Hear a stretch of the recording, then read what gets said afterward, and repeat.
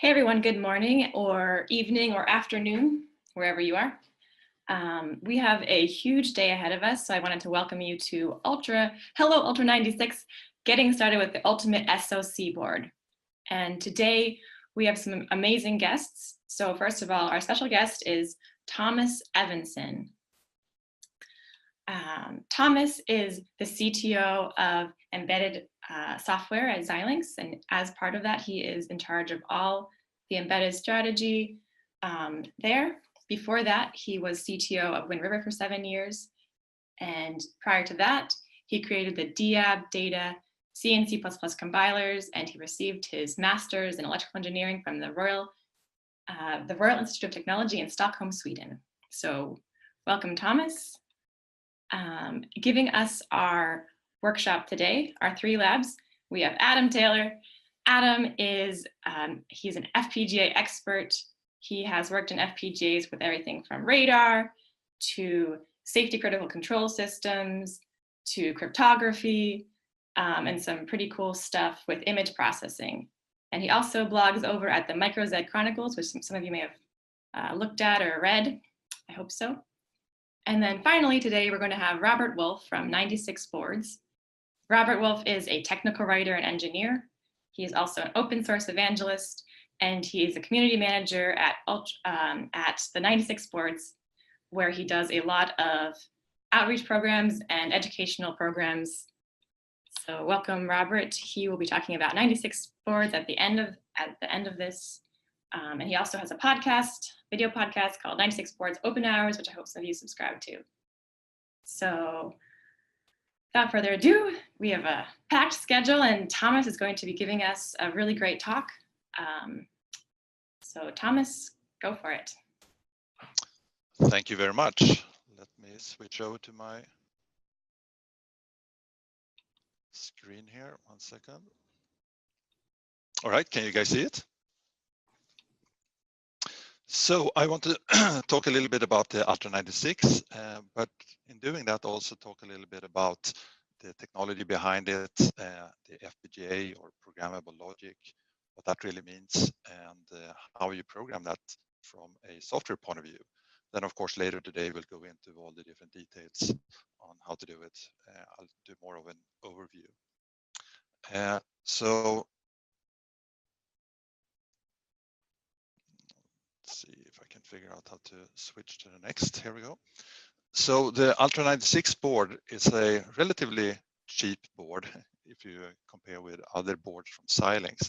Typically, our boards that we have done in the past have been more for hardware engineers and lots of connectors and things like that, really to show off all the hardware. What we haven't done so much before is to have boards that are more focused really on software developers.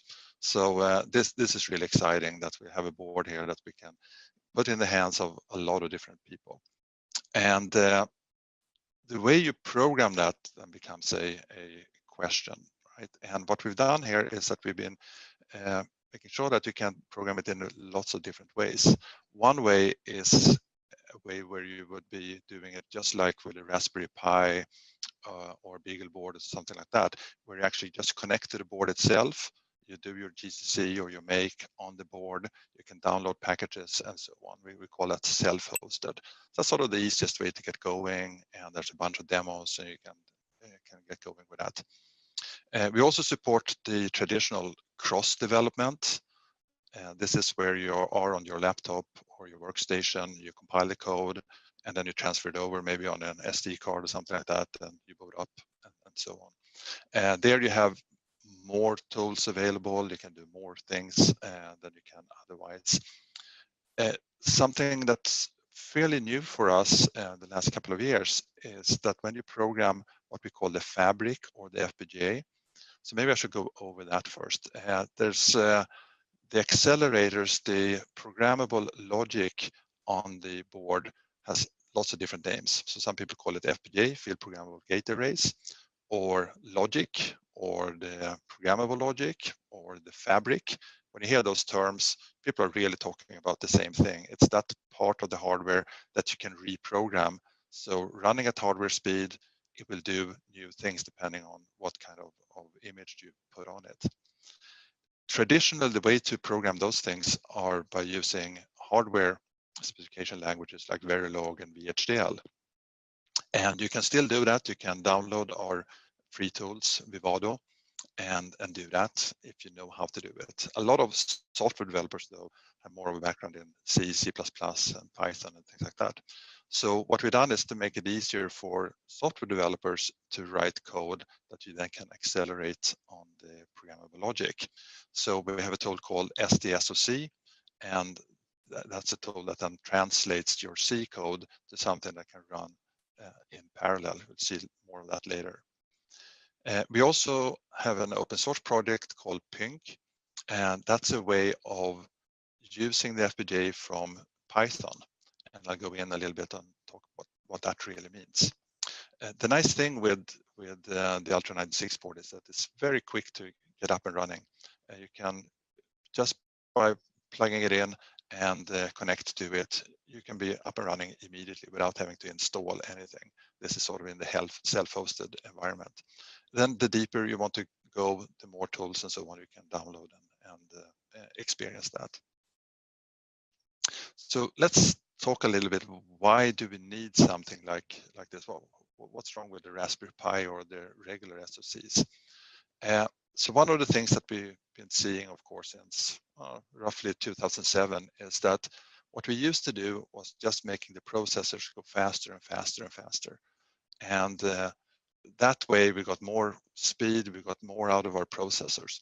That suddenly ended around 2007 or so. You know, some people you might have heard saying that Moore's law is dead. Well, it's not really dead, but it's stopped in the sense that you're not getting the twice performance every 18 months and things like that.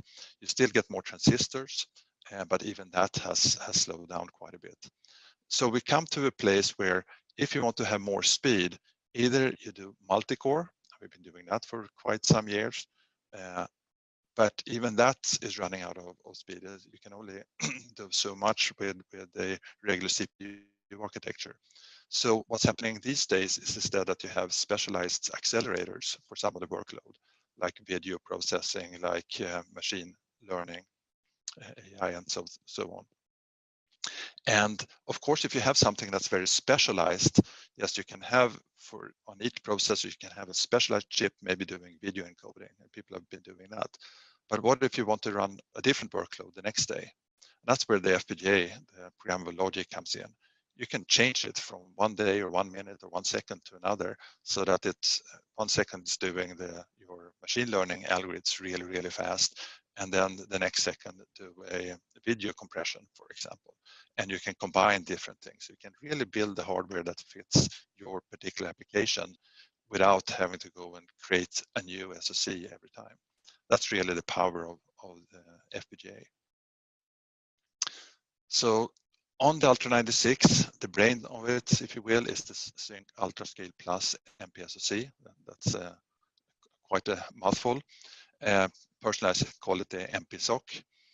And if you look at it at the high level, it looks like many other SoCs. You have a bunch of cores, you have memory, and you have a GPU on there, and so on and so forth. But when you go to the next level, you see that there's actually a lot of things going on here. On just the CPU side, you have 4 A53s, so that's 64-bit ARM cores, Cortex-A. You also have 2 R5 real-time cores.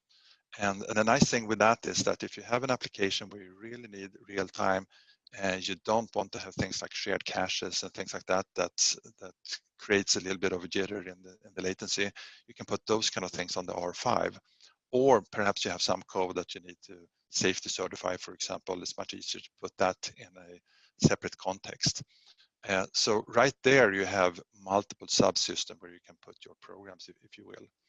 What we see very often is that people put something like Linux running on the A53s, and on the R5s, maybe a bare metal, so no operating system, or a small RTOS like FreeRTOS or something like that. And so we have the frameworks around how do you program multiple processors with multiple operating systems and so on. It's called OpenAMP. So that's something Xilinx is driving in the open source. You see a lot of, on the right-hand side, you see a lot of connectivity there. You have your USB and Ethernet and things like that, and some of the more embedded buses like CAN and so on. But the real power, of course, comes from the programmable logic that you see in yellow. And that's the hardware that you can reprogram from one application to another, or even within one application. Let's say that you want to have a different profile during the night time for a device than on the daytime. You can just switch out the programmable hardware and support that from your application. So let's talk a little bit more about an FPGA. What is an FPGA? And it's one of those funny things that when you ask people, you will probably get a lot of different answers. So originally, a lot of people were using the FPGAs more like glue logic. So you had a bunch of different buses and things like that. Let's say that you have an industrial device that's going into the factory floor. There you have lots of different standards. So you have field buses, you have industrial Ethernet, and so on and so forth. And by having the reprogrammable hardware, you can just adapt to whatever bus you're having to connect to.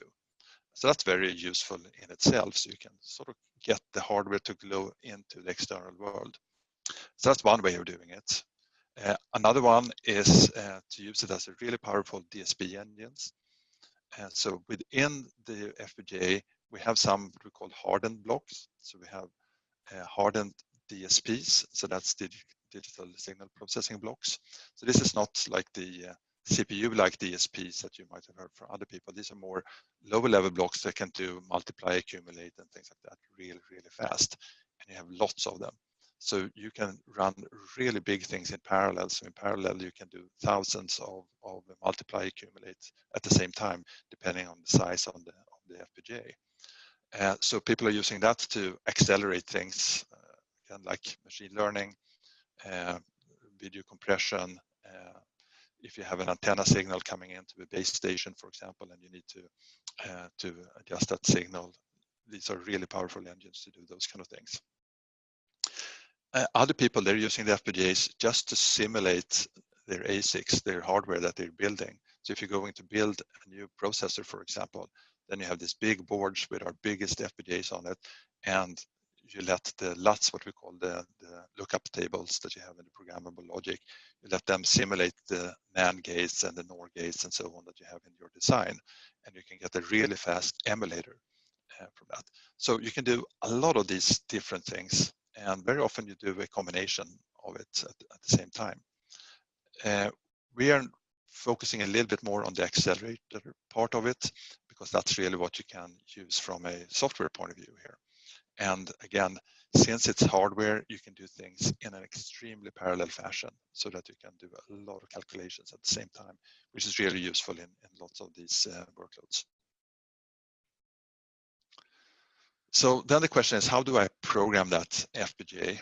Well, the original way of doing it is at the bottom here, something we call Vivaro. That's our design suite for the hardware designers. Using languages like Verilog and VHDL that I mentioned before, you can then design your different IPs or intellectual properties, your different blocks. And then we have something we call an IP integrator, where you can take these different blocks, you can put them together and see how they're connected to each other and so on. And you can still do that. And sometimes some of the accelerators that you see being offered are actually written in RTL, but then you can call them from C from a higher level. The next level of programmability is something we call HLX. So this is more again for the hardware guys, but instead of expressing their algorithms in RTL and VHDL, you express them in C, C++. So imagine that you have a loop that's running over an array. If you can unroll that loop and maybe do 100 of iterations every cycle, you can imagine how fast that runs. And so we have compilers then that translate the C code and C++ code, unrolls those loops and really parallelize those things so that you can run in parallel. Still at that level, it's for the hardware developer, because the block that you get out of that, you still have to stitch it together with the rest of the system. The next generation then, what we call software-defined environments. So something called SoC, for example, that we'll talk about. That's more for the software programmer, where we have tools that's doing the stitching. So again, say that you're writing this matrix multiply, for example, and the tool will then automatically, under the hood, translate that to the programmable logic and automatically do all the connectors to the CPU, put in some glue code on the CPU side so that you can call it just like any other software library. It will just run much faster. So if we go into that a little bit, the SoC, and I'm doing this at a really high level here. We'll get more into the details later on here. So if you look at the top, you write your application just like you would do before. In this case, you have a main, and this is more pseudocode, right? The malloc, of course, doesn't have 3 arguments, but imagine that you initialize 3 arrays. And what you want to do is that you want to multiply the A and B arrays and then add in the C array. So the way you write that is that you do a matrix multiply, call it A and B, and then you get the result into a new matrix D, and then you add C and D, and you get the output in E. And then we have this print command that just prints out the result. Well, what you can do with that C code then is that you can write both the adder and the multiplier in what we call HLS C. So this is high-level synthesize C. Looks like regular C, but you have the opportunity to put in some pragmas to say that things should be unrolled. You can put in some pragmas on how you want to connect. But even if you don't do that, you get good results, and the compiler will do a lot of this for you.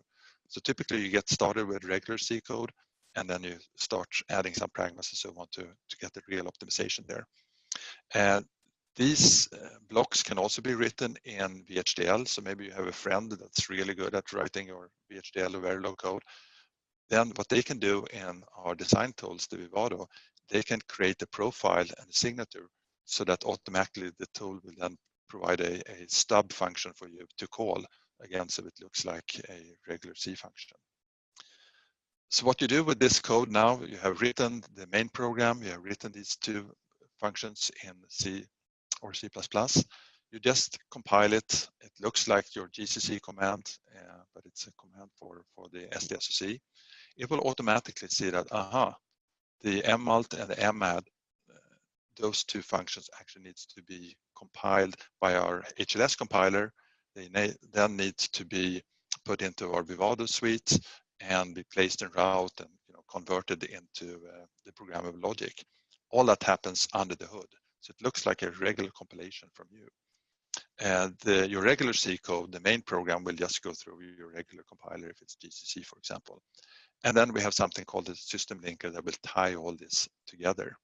So at the picture below, you will see that the mmult and madd, they got into the programmable logic. We're automatically creating these pipes where you're getting the arrays or the matrices over, the A and B and so on. The compiler is smart enough, so instead of putting the D array back into memory, it creates a direct connection from the output of the multiplier into the input of the adder. And then you get the adder taking the C as an input, and then E gets back into memory so that you can print it out. The nice thing here is that you have lots of controls. You can change exactly what kind of DMAs you want to use to copy the data over. In this case, if you're only calling it once, you're probably not going to, that's not that hard, but probably what you're going to do is to call this over and over again with different matrices and so on. And what you want to do then is to make sure that you pipeline. So while you're doing the multiplication and the add, you're getting the next array into the multiplier and so on. And so we have ways of writing the code or putting in pragmas so that they can do all that stuff in parallel and really pipeline the code. So that at the high level is what this tool will do for you. On top of them, on that, we have added some other libraries. So instead of you having to write all these functions, we have OpenCV libraries. So these are our embedded vision libraries. And we have video encoding libraries and so on. And we also have machine learning frameworks like Caffe and so on, and other frameworks like FFmpeg. So you can use those higher level framework, put that through the code. So in Café, if you, for example, write your machine learning algorithm. So basically what you're doing is that you're defining how the topology and the tree, how many nodes and so on, then automatically we are going to translate that into accelerated FPGA, so you don't have to do that yourself. So as you can see, what we're doing is that we're adding higher and higher levels of abstractions to let software developers develop in the frameworks that they're used to.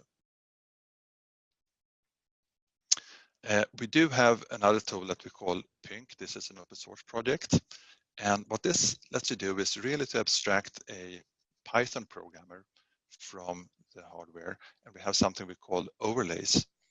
The idea is that a lot of people, especially when you're trying out things and so on, Python is a really nice way of experimenting. You do that through a notebook called Jupyter. And so in that environment, you write your Python code, and then we have predefined overlays that are doing a bunch of different things like machine learning or state machines or video encoding, things like that. And again, another way of abstracting the user on top of the sort of C and C++ if you're more inclined to do it at that level. The framework of PYNC, as you can see, is sort of a layered one where you have the FPGA at the bottom and you have these PYNC overlays. So you have some people writing these overlays that then the Python just plugs in there depending on what Python package you are downloading. And on top of that, we're using these notebooks based on Jupyter as a way to interface with the Python, but you can do it from command line as well. So this is yet another way of programming the FPGA. Going to end with an example here. So of course you can use the FPGA to accelerate a lot of different things. And then people asking, all right, so what kind of performance, what can you do? And it really depends on what you're doing. The interesting thing with an FPGA is that you can do things like machine learning at a lower precision. Turns out that, for example, 8 bits, you can get really good results with 8 bits precision when you do your machine learning algorithm. And so in this particular example, this is a camera. And very often when you want to detect things from a car, the front cameras, they can use maximum 5 watts. That's because of otherwise it's overheating and there are gets lots of issues. So an FPGA, and actually the same chip that you have in the Ultra96, it's going to be in a lot of different cars going forward, where it does detection of other cars, street signs, animals, people, and so on and so forth. And the interesting thing is that you can get really good performance per watt, because that's what's interesting in those kind of environments. So in this case, 5 times the performance per watt compared with the GPU. This particular one is done by a company called DeFi. That's a recent acquisition of Xilinx. But there are lots of different people doing different machine learning applications. And again, the whole trick is that you as a programmer shouldn't have to do all the low-level programming yourself. Instead, you're going to use the higher level frameworks. All right, thanks so much. That was my last slide, and I'll go back to you. Thank you. Thank you so much, Thomas, and enjoy the rest of your morning. That was great. I will, thanks. All right. So now we get into our hands-on labs facilitated by Adam Taylor. He is going to start out with creating a simple hello world, I believe. We are indeed, yes. Although my video seems to have frozen, so let's just try that again. There we go, even better this time around. So I've got a few slides to share, and then we'll jump into using the tool itself. So if I can share my screen, which is that one there. So hopefully everybody can see the PowerPoint presentation I have. And okay, so what we're going to do really is we're just going to run through a xick overview of the architecture. I know Tom touched on it a little bit, but we're going to run through a little bit of that, and then I'm going to explain about how we can use Vivaro to take the BSP that Xilinx and 96 boards provided, how we can update that with our own custom IP, so our own accelerated IP, as Tom was just talking about, that would be generated by Vivaro HLS, for instance, and then how we can put all that together and test it and prove that it works at a bare metal level before we move on in the next lab to actually put in the PETA Linux processor operating system around it. So for this lab, if you want to follow along, we're going to need the Ultra96 BSP, which was hopefully links were sent out to everybody to download it. We need to have Vivaro 2018.2 installed and SDK 2018.2 installed. And for those, just to give a little bit more of an introduction, and for those that didn't see the prerequisite video, so when we look inside the Zinc MP SoC, what we have is essentially we have a processing system and the programmable logic. Now the processing system in this example contains quad-core ARM A53 processors. It has the R5 processors as well. It has some other areas that Tom didn't mention actually. We have a lot of high-speed connectivity in there. So we have DisplayPort, USB 3, SATA, PCIe, and we have some general connectivity, which is a lot more interesting for a lot of interfacing with sort of more small maker type projects. So we have Gigi, CAN, UART, and such like. And what's interesting about these, and I'll show in the lab as we go on in a little way, is that actually we can configure which ones of these we want to enable in our design or not. So we have essentially banks of pins that we can set to be either a UART or an SPI or an I2C or an SD card controller to our heart's content. Down the other half of the device, obviously we have the programmable logic, and interconnecting the two, which is quite important to learn about actually, is we have AXI clocks and we have what I've called other, but that actually covers interrupts from the processor to the processor from the processor to the programmable logic, from the programmable logic to the processor. And actually it's possible to when we start doing debugging, it's actually possible to do quite a lot of debugging between the PS and the PL, the process system and programmable logic, such that you can set a breakpoint in your software and it will trigger a logic analyzer in your programmable logic, or you can get that logic analyzer to actually trigger and stop the software as it's running. So you can really get a good interaction of how your system's behaving, because you've got to obviously debug at both levels. So I'll move on to the next one. So I've covered most of this slide in the previous one actually as I've been talking, so I'll step on. And just to actually mention that the system memory map, obviously, because we've got 64-bit processors in there, and we have 32-bit processors, so the A53 and the R5. So we have a 32-bit processor map for the R5s, which contain anything below 4 gigabytes you can see. So we have access to pretty much all of the peripherals that we want in the system via the R5 if necessary, and then we can go up to 36 or 40 bits for the A53, so as we get a wider address range, particularly for the DDR and PCIe, and so it's really quite capable. So these slides will all be made available anyway, because they form a nice, the next few ones move on and start forming a nice lab book, essentially duplicating what I've been doing here. So what I'm going to do now is I'm going to stop sharing this program, and I'm going to try and open Vivaro for the first time. So what actually, can you share my main screen? Yes, I'll share this one. If you see this is an area of my drive I've created for this example. So what I have here is the board support package that's been downloaded from the Ultra96 boards, or from zboards.org, or from the Xilinx website. Actually, it's a compressed file, so to actually work with it, we need to extract it a few times. So the first thing we need to do to work with it is we do extract, and it will take a few seconds to extract. But this actually contains all of the information that we need to know to get this up and running. So it contains the hardware design that goes in the programmable logic, the configuration of the process system, and it also contains the configuration of the PETA Linux operating system as well.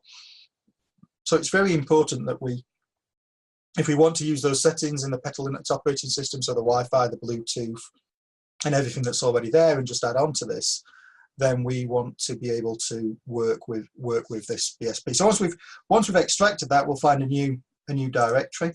What I'm actually going to do is I'm just going to rename this, because there is a slight issue with long variable names at times, which can cause us to trip up in Vivaro. So you'll see another zip file which we want to extract as well, and then finally we'll get the we get to the actual folder which contains all the information.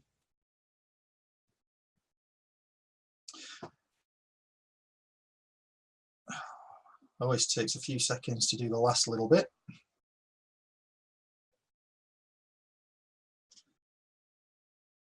But it is near there. Okay, so once that's downloaded, if you take a look, in fact I'm going to rename that as well, such that we don't suffer from any path length issues. There's a 256 character path issue. So if you look underneath here, you'll see underneath here, you can see the Linux settings, you can see the workspace, the device tree, and the PMU firmware components that go into form the Linux. We can see the project specifications and the pre-built elements. What's really of interest to us at this point in time for this lab actually is what's underneath this hardware. So underneath this hardware, we have a Vivaro project. So the XPR file down here defines a Vivaro project, and the other directories up here. So for instance, this one contains the sources for it. This one contains the software that we're going to go away and create. And this one creates the runs actually, so the synthesis and implementation that I'm going to talk about in a little while. So if we double click on this, we should get Vivaro 2018 opening up. Might take a second or two while it opens.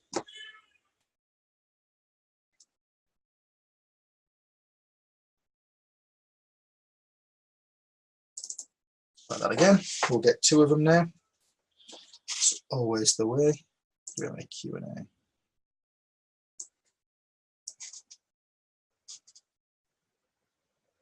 Does this actually want to open? Oh, that's open. Come on. There we go. So eventually Vivaro opens.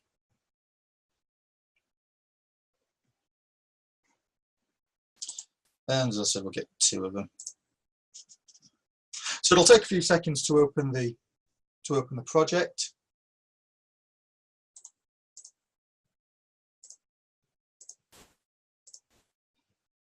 And then we can take a look at it. So what we want to do in this example actually is we want to add in a simple update to the block diagram, test it, and then move through it. Adam. Yes. Some people online are asking for a few extra minutes for the download. Okay, that's no problem. It'll take a few extra minutes for this to open up, I'm sure. I did send out a list of where to get all the files previously, so they should be able to see them.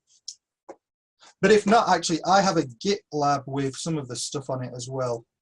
So let me put that link in the chat, so that everyone can see it, if I could work out how to do that.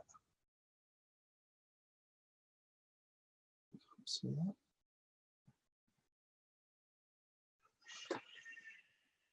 But anyway, yeah, so you can see if you go to GitHub and then the Adam Taylor CNGFIET and look under my Hello 96 repository, you can find a lot of the files that we're going to be using.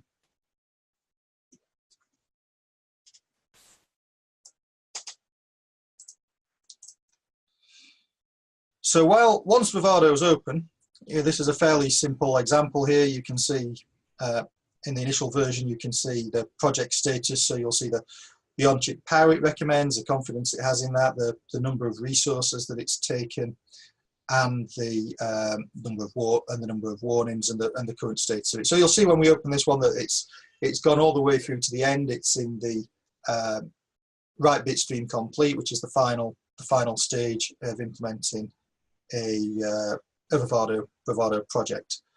So what we want to do is we want to update this to add in our IP. So underneath the design sources, we have a design wrapper. In this case, it's a Verilog design wrapper. Now, actually, Vivaro manages that for us. We don't need to do anything. We don't need to do anything with that. What does interest us, though, is the file that's beneath that, which is this BD file, which is a block diagram file. So if we double-click on this and open the block diagram,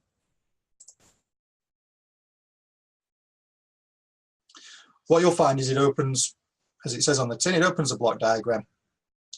And actually, if you click here where it says float, you can pop this out, and then you can have a nice full screen display. What we see in this diagram here is we see the Zinc ultra-scale PS under this block here. So this essentially contains the processing system and the configurations for that processing system. Obviously, it's hard silicon, but there are some configurations that we can make.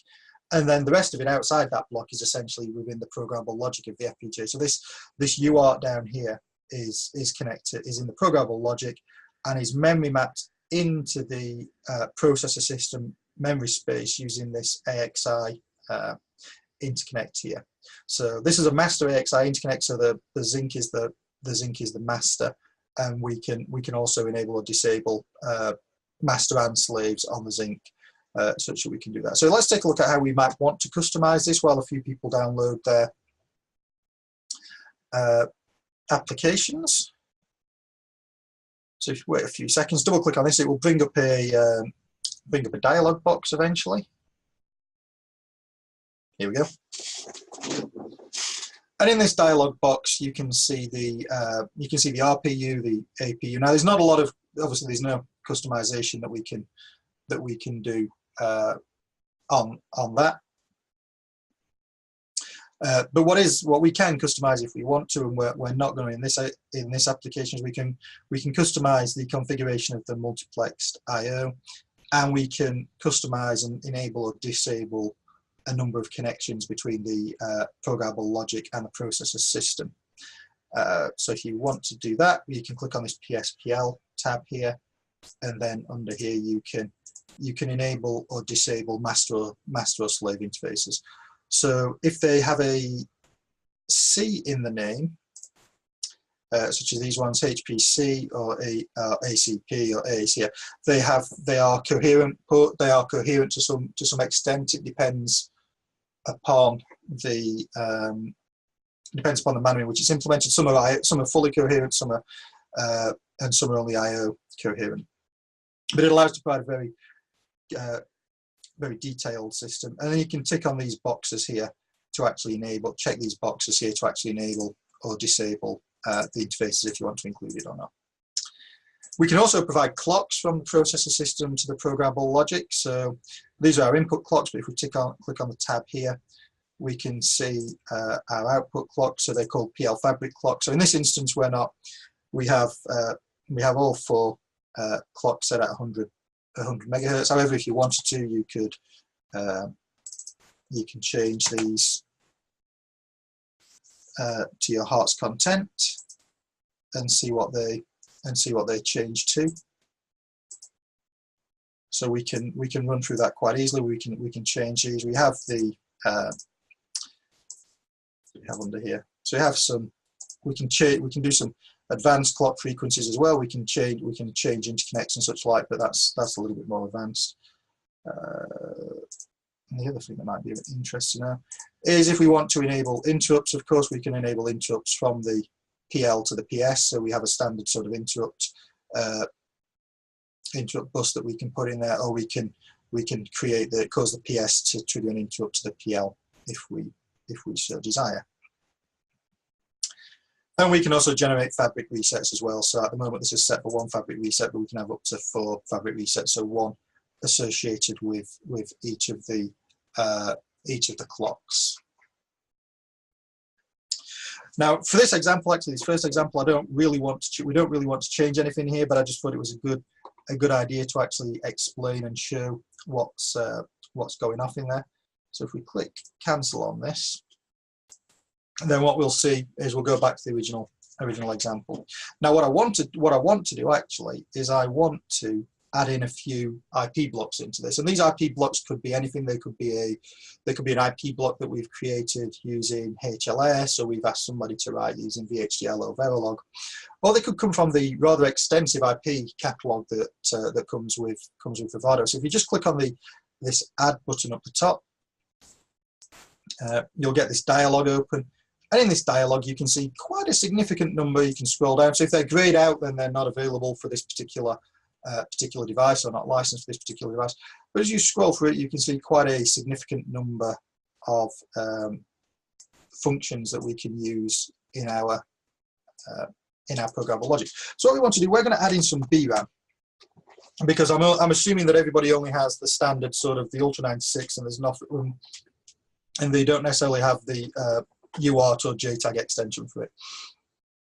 So we're going to create a simple example that that puts contents into the VRAM and then reads them using software to prove that we can do that at the block level, at the bare metal level. And then we're going to, in the second lab, we're going to create a PETA Linux operating system that then uses this updated design and allows us to then double check and see that we've still got the same contents that we want, and then we can talk about how to write some applications based around that.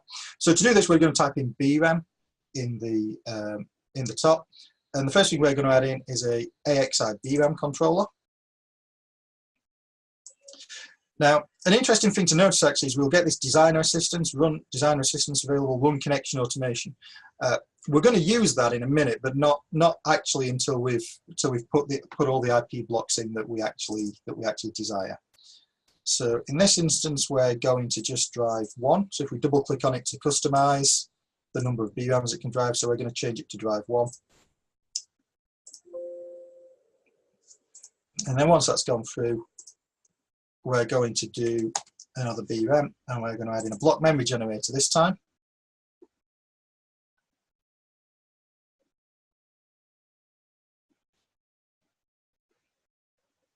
So it's just running through. It'll take a few seconds, and then we get a block memory generator added.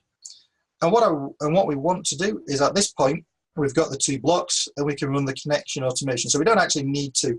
What we want to do is obviously we want these 2 to connect to each other. We want the VRAM controller to be memory mapped into the Zinc memory space. We could do it ourselves, or we could let the connection automation run through. So here it's going to run through.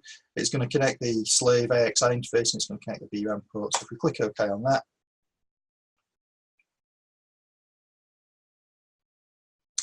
and then if I zoom out, zoom to fit,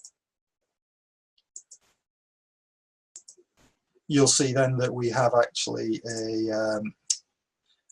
put the VRAM controller and the VRAM are actually all now mapped into this AXI interconnect, which allows the processor system to talk to it. So I should mention actually that AXI is a point-to-point protocol. It's not a multi-drop protocol like you might see on an address, like you might have on a traditional computer processor. It's point-to-point, and it consists of an address channel and a read channel and the appropriate response channels. So when you want to fan this out to when you want to use one master to talk to multiple slaves, then you need to use something like an AXI interconnect in your design to give you that ability to do the addressing. Once we've got that, what I want to do is we'll just click on validate the design to prove that the design is okay. So if we click on validate, that will run through and check that the design is good and that there are no errors in this design, so we can see that we're happy at that point.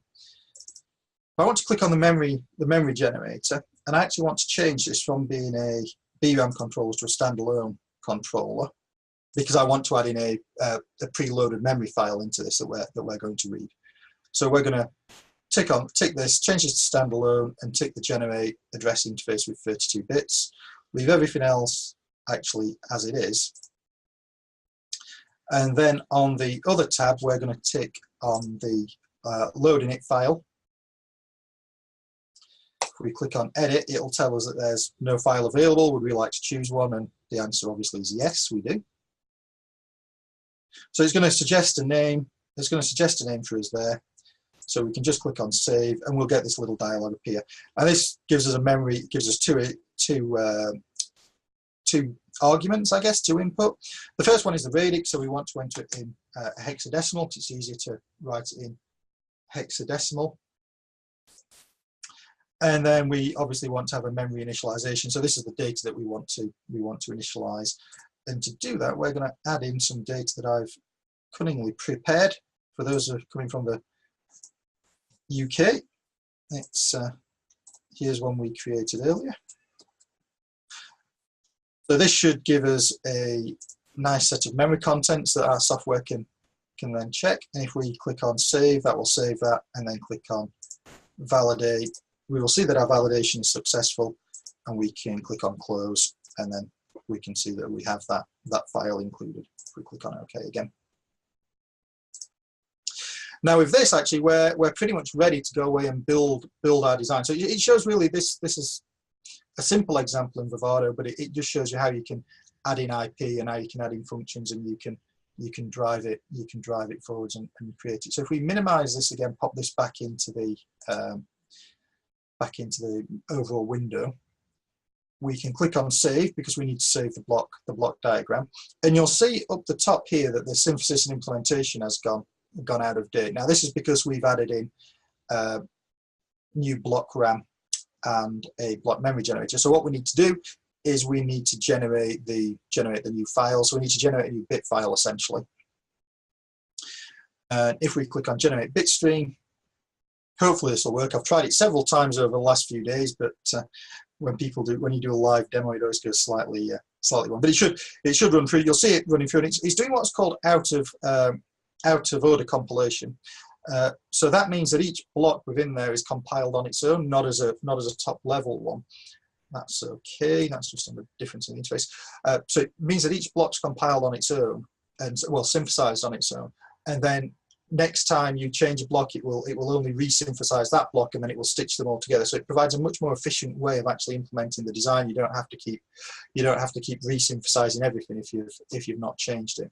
So this is going to go through. It's going to go through what's called here. It's going to go through running the block runs, and we can see this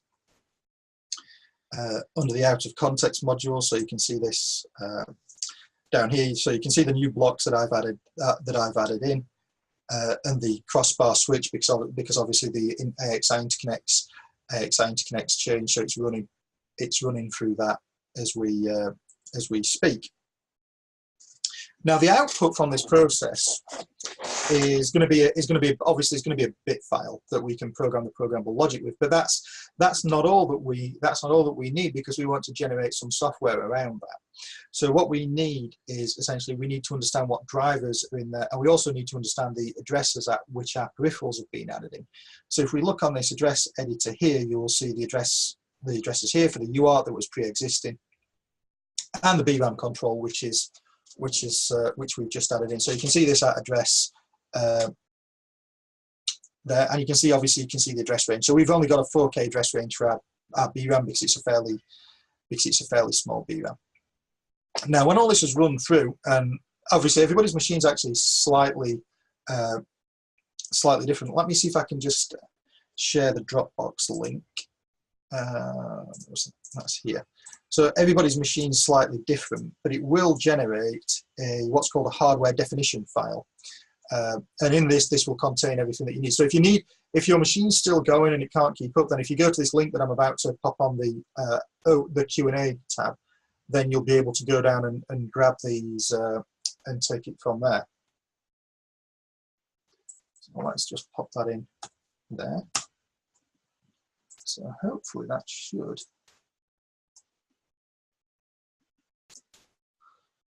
should go. So it should be on the one of the answers there should be, if you look on the answered side of things, you should see that. You'll see my computer running up as it runs through the multiple block runs. And what we'll do actually is we will, why did that fail? Message. Always when you do something live.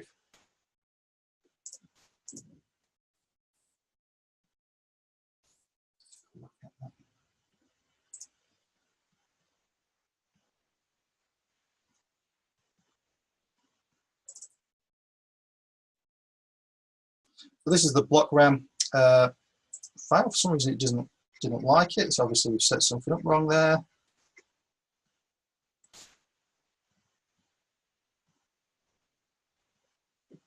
No, that went through okay. So let's wait and see what it pops out at the VRAM control.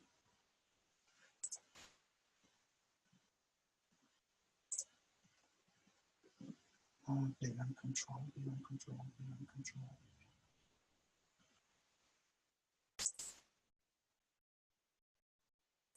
Now take a look, see what I set wrong.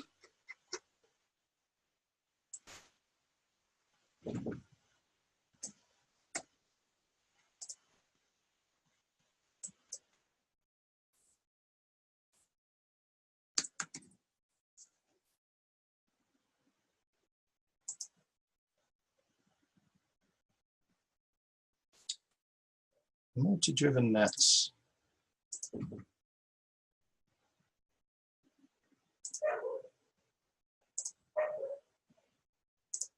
Yeah. Where'd that go wrong? Let's take a quick look at that.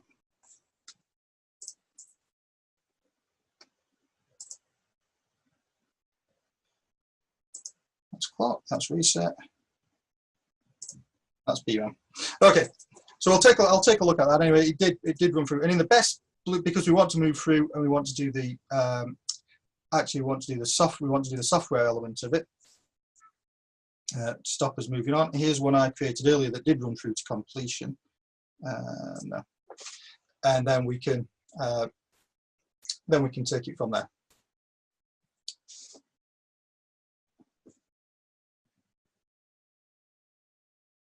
So once we've got this,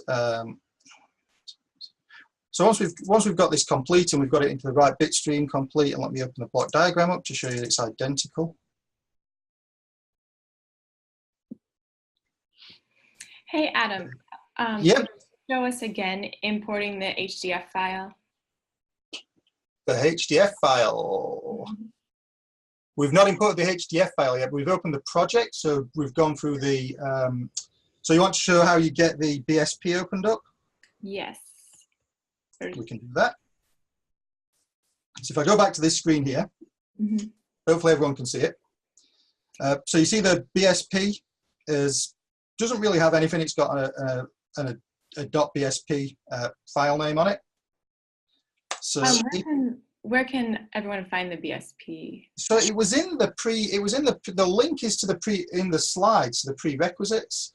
So they can find it. Let me find a link for everybody. Okay, I also shared it on Dropbox, so I can share that link. Let's see. I did have a link.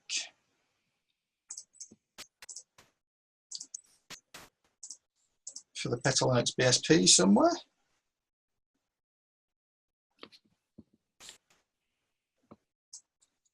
I think it's this one here. Okay. Is there a way I can share this? Is there a chat function? Yep, in chat would be great.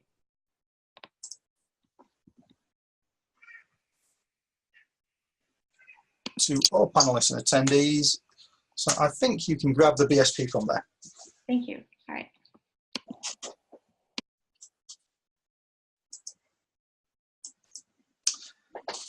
So yeah, so just run through that again. Once you get the BSP, you can actually it is an encrypted file. So if you open it up with a zip file viewer, you can see that you'll see another encrypted file in there. And if you double click on that again, you'll see that that's also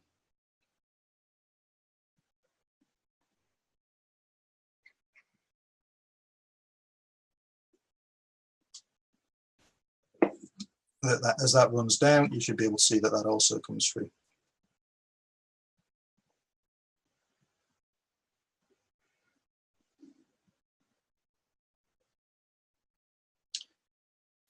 So underneath that, once you've done it a second time, you can see that the Petal Linux, the component, the hardware, which is where our hardware design is, that we want to open up this XPR file. So you can see that, you can extract that, and then you can run that through and push it in and start doing what I've just done in Vivaro. So if that's okay for everybody, coming back to Vivaro, you see here that we've got one that run through. We have it's identical. We have the block RAM controller set up for one BRAM interface. We have the BRAM set up as before for standalone 32 bits interface and a coefficients file. And then we've run this through to Bitstream Complete. So it might, if this takes a while, you can grab the hardware definition file that we're going to use in software from this link here. So you want designwrapper1.hdf, because you can actually point your you can point SDK to that and use that in advance as well. So once we've done that, we've got the Bitstream Complete. What we want to do is we want to export the hardware, and we want to be able to start writing the software to do the application. So the first thing we need to do is obviously we need to export hardware. This will pop up this dialog. It tells you to export include the bitstream. We don't want to export it anywhere special. It's going in the same place that the project's going. So we click on OK, and then we click on yes. In this instance, I'd over again. Once we've done that, we actually want to open the second of our programs, SDK 2018.2. We can do that by clicking on Launch SDK. And again, everything's in the local project area, so we just click on OK. And then wait a few minutes while it runs through and opens SDK. There's a few more applications here. So what other questions are there floating about that I can help with?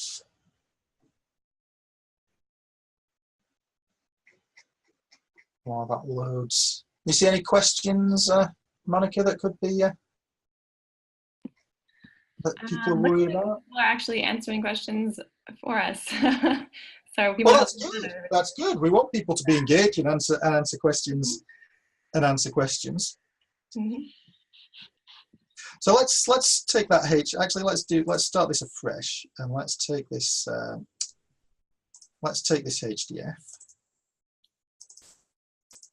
And let's work with this HDF. So if I initializes all the software repositories. So actually, if you've done this for the first time, you won't have these. You won't have these libraries. You won't have these libraries here.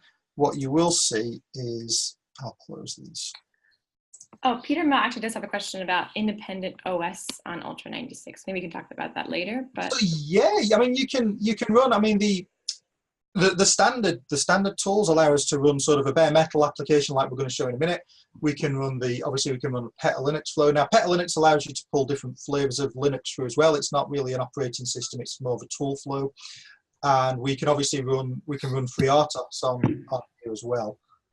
On previous boards, actually not on the Zinc MPSoC, I've run other operating systems on there with ease, so you could put Micream on there if you wanted the Micream OS 3 or something and run it like that. It's all quite easy to do. Now, if you've just done this for the first time and imported this, what the view you will see is you will see what's called the design wrapper, the hardware element being pulled through. And you'll see this system.hdf file being open, and in there you will see all of the all the memory addresses of everything within your system. A bit slow to read up and down this file. So you'll see most of these relate to the PS. So you'll see the PS, and then as we come down here, we'll see that you can see the UART added in at the same address, hopefully that Vivaro ties up through with, and you can do the same as well for the BRAM controllers in there.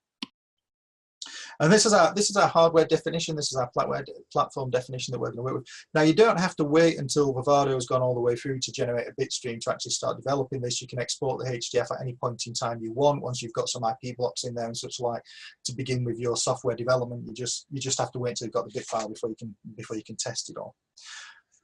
So what we want to do is create a simple application, and to do that, we're going to do File, New, Application, Project. And that's going to pop up this dialog here, and we're going to enter an example. So let's call this Lab 1A. And this gives us our choice to select operating system. So for this one we can select FreeRTOS, Linux, or standalone. So the Linux one we're going to look at in session 2 actually. So for this time being we'll select standalone. We tell it what the hardware definition that we want is. we select the processor that we want. So if we want, at the moment, I'm going to run this on core 0 of the A53, but if you wanted to, you could run it on one of the R5s. That wouldn't be very difficult. And I'm also going to tell it to create a board support package, which we'll look at again in a little bit more detail. I'm going to tell it to use a 64-bit compiler, and because I'm a Luddite, I'm going to use C. Now, moving on to the next page, it'll give us it'll ask us if we want a template to create. So I'm going to, even though we don't necessarily have the UART installed on everything, I'm going to click with the Hello World one because it gives us a nice wrapper anyway to begin with, which we can enter our code into.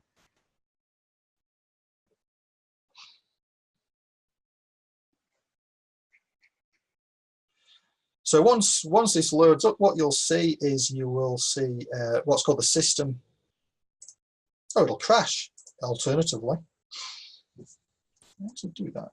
Yeah. Let's open it up again.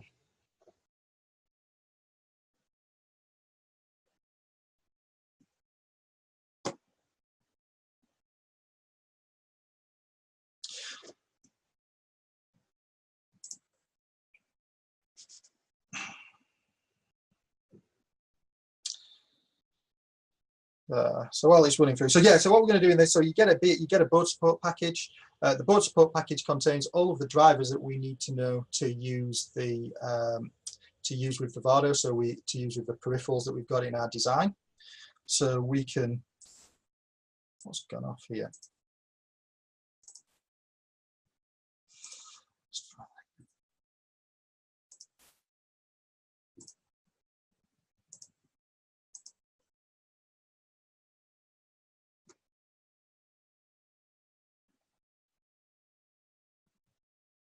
Yeah, so the board support package contains all the elements that we need to use in our design.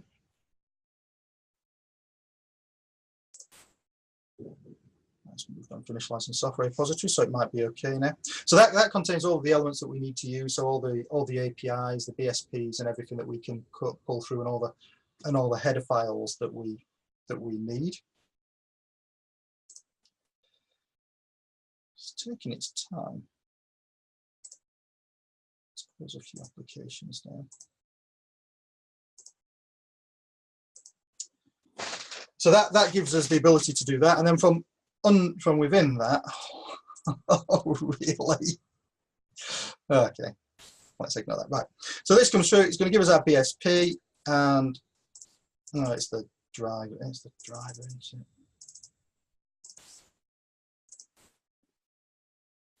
Okay, come on. Let me close both down and start again.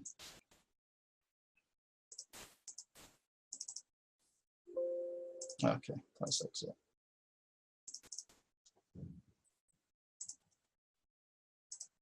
Yeah, I can kind of see that. Close the program. Cancel, don't want to report that. Let's close Vivaro down as well, and then let's open it up. We should have done a video and not a live demonstration. The 2 times I tried it earlier on today, it obviously worked fine.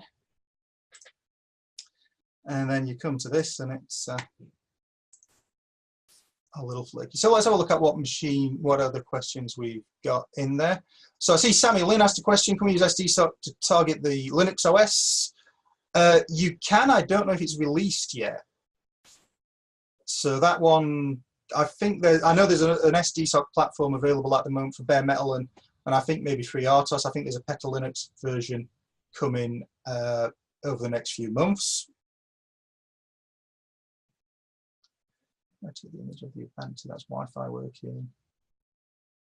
No, I don't know where to get the independent one, Peter, as he was saying about that. Let's open this one. And hopefully we'll get SDK to open now. Let's look at other questions that we've got. Yeah, Zip7 works well for unloading that. The slides, Monica, what about the slides? Do we have an idea as where we're going to release the slides and where they're going to be?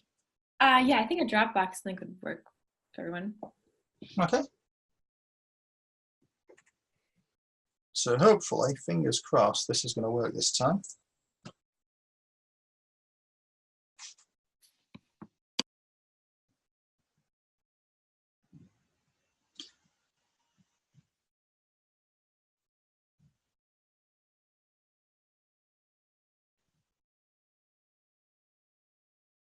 I'm going to change anything until it's all up and running, and then let it initialize the software repositories.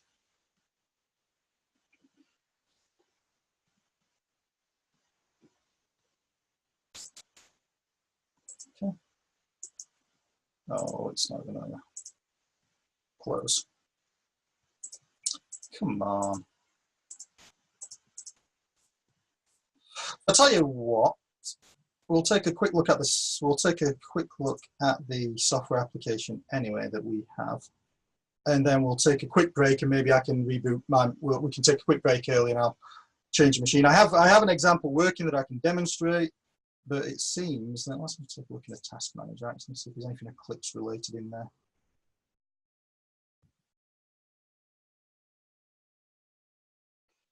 That's causing the problem. Doesn't look like it. So let's open Notepad++. So what we have under our C application anyway is this Hello World program. Let me just close a few of these things down. Is we have this Hello World program in our BSP.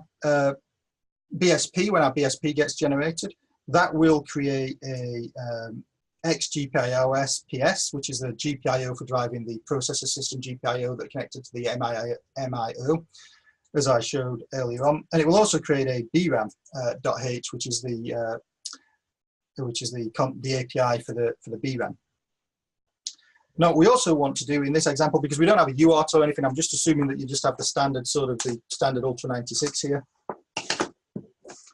Is we want to define the MIO, so we want to connect to the 4 LEDs that are connected to the process system. So these are mapped into pins 17, 18, 19, and 20 of that. And I've also defined a secret word. So I've defined the secret word in the hardware such that we can read this and double check it. Moving on to creating our software, we actually need to define we need a definition of our GPIO controller. So this sits here under the GPIO, and then we need BRAM as well. So that this is the BRAM controller. Our application itself is actually quite straightforward. So we initialize the GPIO and the BRAM controller. So we declare a couple of pointers that contain the configuration of the GPIO. We declare an array for the secret word that we're going to read out. And then we just initialize our platform, so that just initializes the caches and such like running on the A53. What we can do then is, once we've done that, we use the API lookups. So we're going to initialize the BRAM, so we use the API lookup to BRAM configure lookup to configure that lookup and pull it through. And then we have once we've got that configuration, we initialize the BRAM controller with the contents from that configuration pointer, and that includes the base address that the BRAM controller sits at. And if it fails, we report that it fails, and the program ends.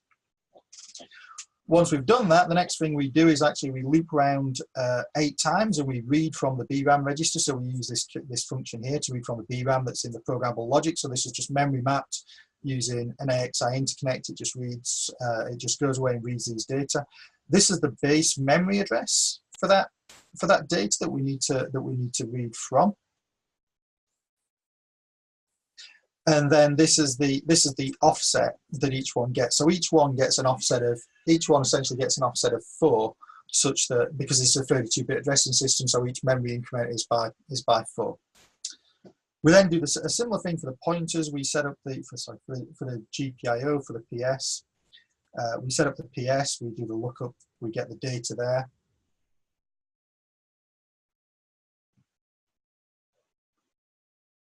And then we do the same. We initialize the GPIO there. So if I go quiet, I keep looking across at the questions to kind of read the questions and see if there's any I can answer as I'm rambling through this. Once we've got the GPIO set up, we've obviously read in the data that we want out of memory.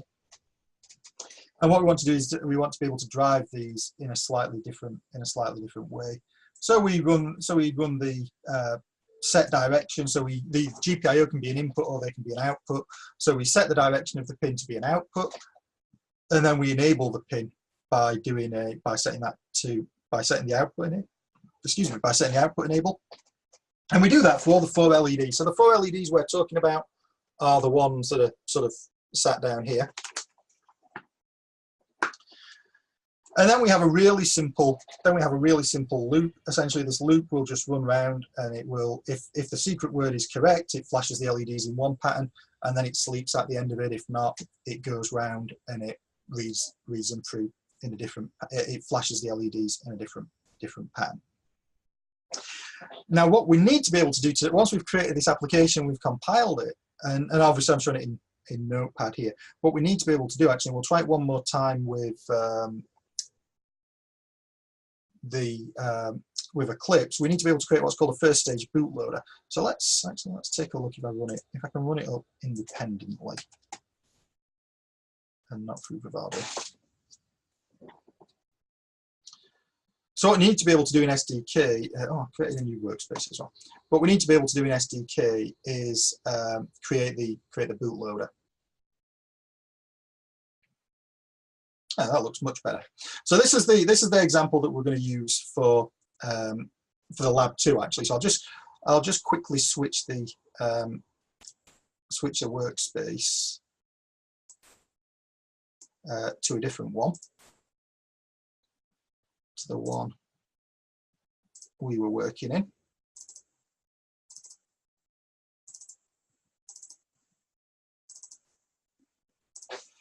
To this one. And let's hope it comes back okay.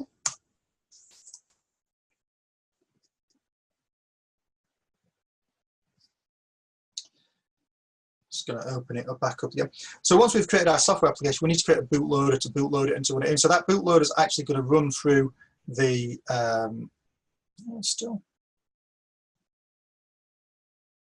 maybe it's still seems to be a bit better. Let's close some of these.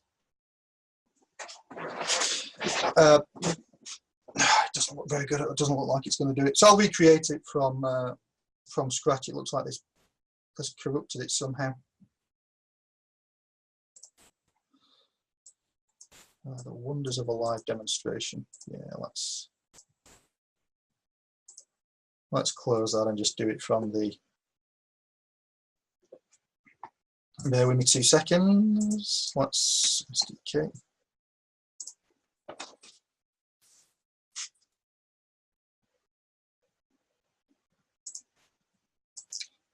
Here.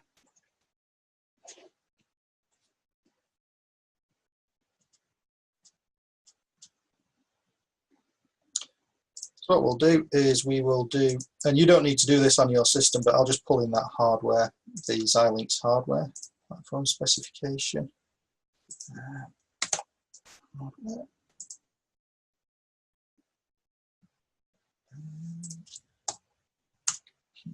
Go up a few layers.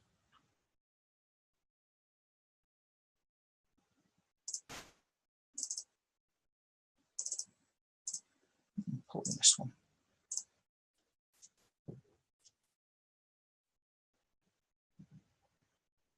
So this is opening the hardware definition file. When you export from Vivaro, it actually does this without you needing to do this. This is just because somehow something's gone wrong with the Vivaro project. As I say, it opens as system.hdf, and you'll see the hardware there. So what we then want to do is very quickly we'll do file new application. Let's call it lab 1. Again, all the same thing, standalone hardware, PS0, 64 bits. And we're going to let it create a board support package for us, and we're going to do the hello world as well.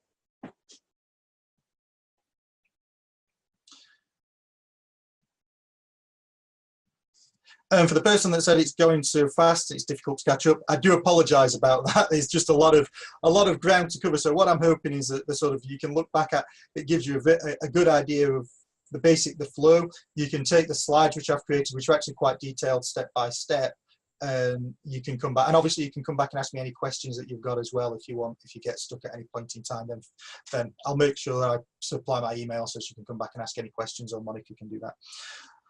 So once that's created, we have our application, we have our board support package. Underneath our board support package, you will see what's called libsource. So under libsource, you will see all the different flavors of APIs that are included in your design. For in this case, we've got the BRAM controller down here.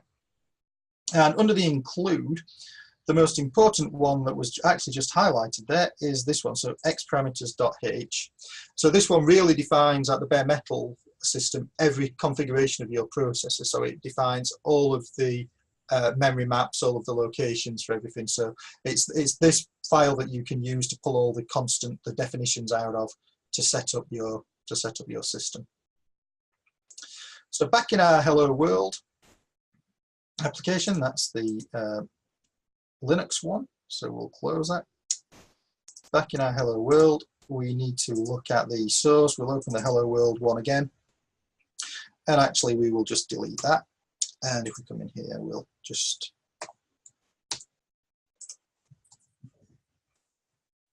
put this in here. So the entire file will be in here, and then we can do project build all. It should be set to build automatically. So you'll notice that it's built the application down here. But this doesn't. We can run this in a debug mode on our processor. But what we actually need to do is we want to run it as boot it from the SD card and run it up. So to do that, we need to create a first stage bootloader. So we'll call this FSBL. Again, we'll leave everything the same, standalone hardware, standalone. We'll target the same hardware platform, run off the same processor, and then we have the same compiler settings as well. And we'll let it create its own BSP. And then this time we're going to select from the list of available templates, we're going to select Zinc MP FSBL and click on Finish.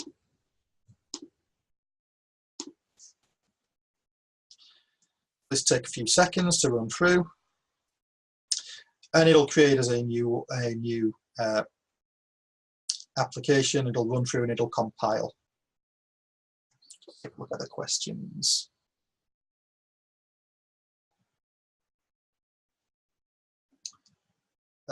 So James was asking about what's different standards of operating systems compared to Linux Run. I did talk to somebody at Lenovo Connect last week, and he was trying to get, I think it was Red Hat. Robert might know more about that. But it was Fedora. I think he was trying to pull Fedora onto it. But that's. I can speak to that later, or if someone wants me to speak to it now, you can just let me know.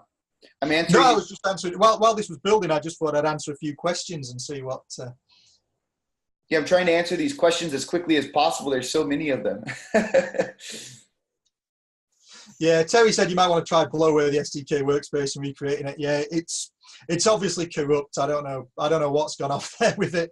I've been testing it for the last day or so, so maybe. I'm putting it down to the law of demonstrations. It's always bound to something's always bound to go wrong when you do a live demo. So hopefully that should have just about compiled the FSBL. And under the FSBL, yeah, we see a binary. So what we want to do then, we want to create the Zinc boots off what's called a boot.bin file. And now that boot.bin file contains the FSBL, the programmable logic element, and our application when we're running standalone. When we're running Linux or a high-level operating system, it's a little bit more complicated. But initially, we only need those 3 files. So what we can do is we can right-click on the lab, and then right down the bottom here, we can click on this option here that says Create Boot Image. And this will create a boot image for the application. And as you can see, it will pull through. You can see it's pulled through the first stage bootloader, and this has to be in this particular order as well. The first stage bootloader, the design1 wrapper.bit, and then the lab1.elf, so the actual file. And if we click on Create Image, oh sorry, just before I do that, so your output path, it will output this under your under your lab one workspace under boot image. So as you can see, it'll be called boot.bin, quite an obvious file. Click on create image, it will run through and create the boot.bin. And you can see it there under the boot image. And this BIF file also contains just the settings that you had.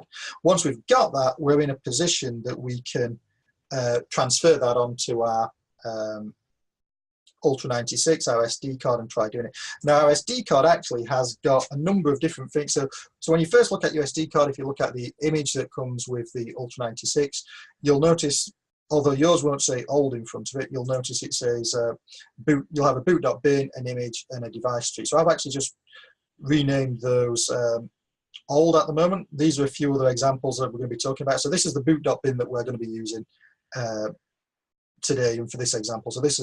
So if we take this out now, and here going on how well things have done today is where my Ultra96 blows up my mic. Look at this point in time. That's all plugged in. And if we turn it on, after a few seconds, we should see the you see the LED light, the done LED light go high, which indicates that the FPGA has been programmed.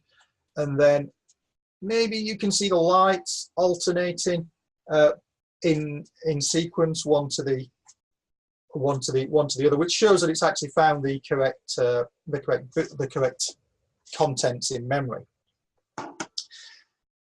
Now, if you want to, you can try corrupting that you can try changing the software such that it doesn't find the right memory. So if you just change in software, just put that back in. If you change software one of these didn't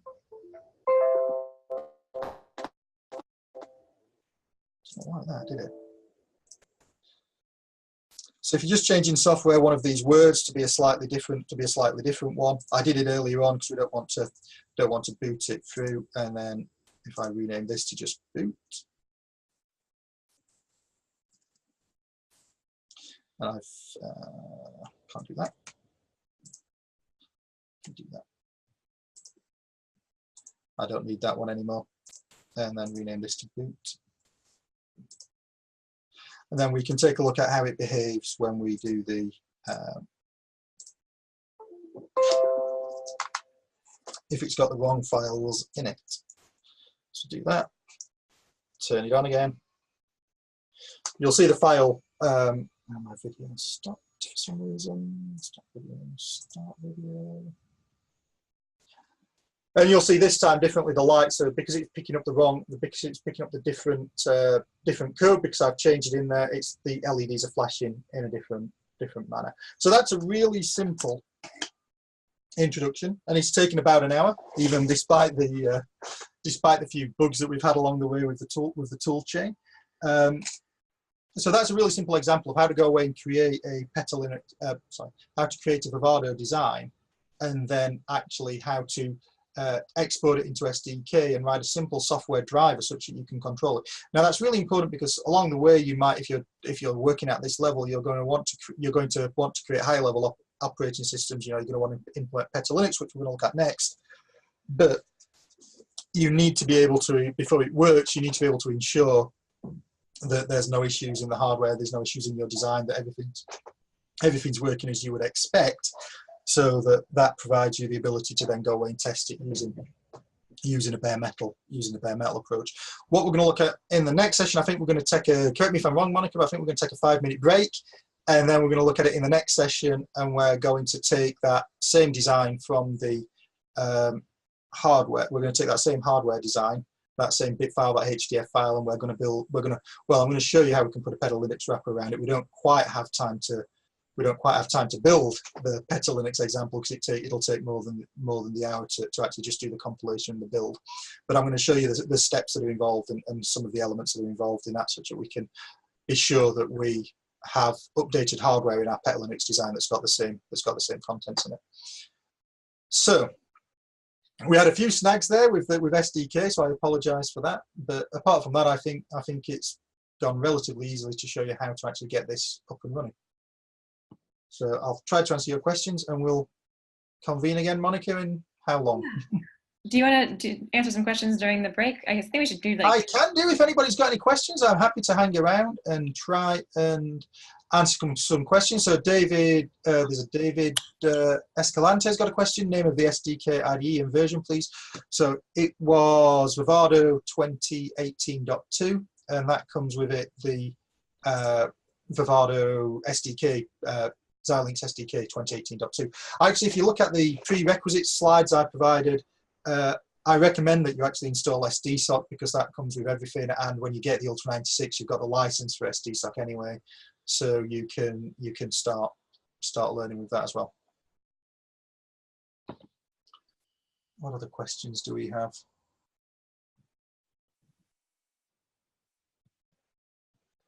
Could I go through the Hello World code in a bit more detail? Yeah, of course I can run back through that in a little bit more detail. So we have, just as I mentioned, we have the up the top we include these. In fact, I'll do it in SDK. Up the top we have open up, come on. So up the top we have these. So these are the standard files. So standard io.h, platform.h, which includes elements for platform, and a Xilinx optimized printf function in there.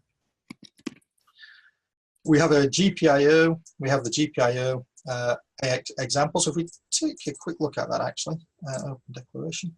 So if we open the API for GPIO PS, so if you see a PS, then that means it's the processor system driver. If it doesn't have a PS on the end of it, that means it's a driver for something that's generally in the PL.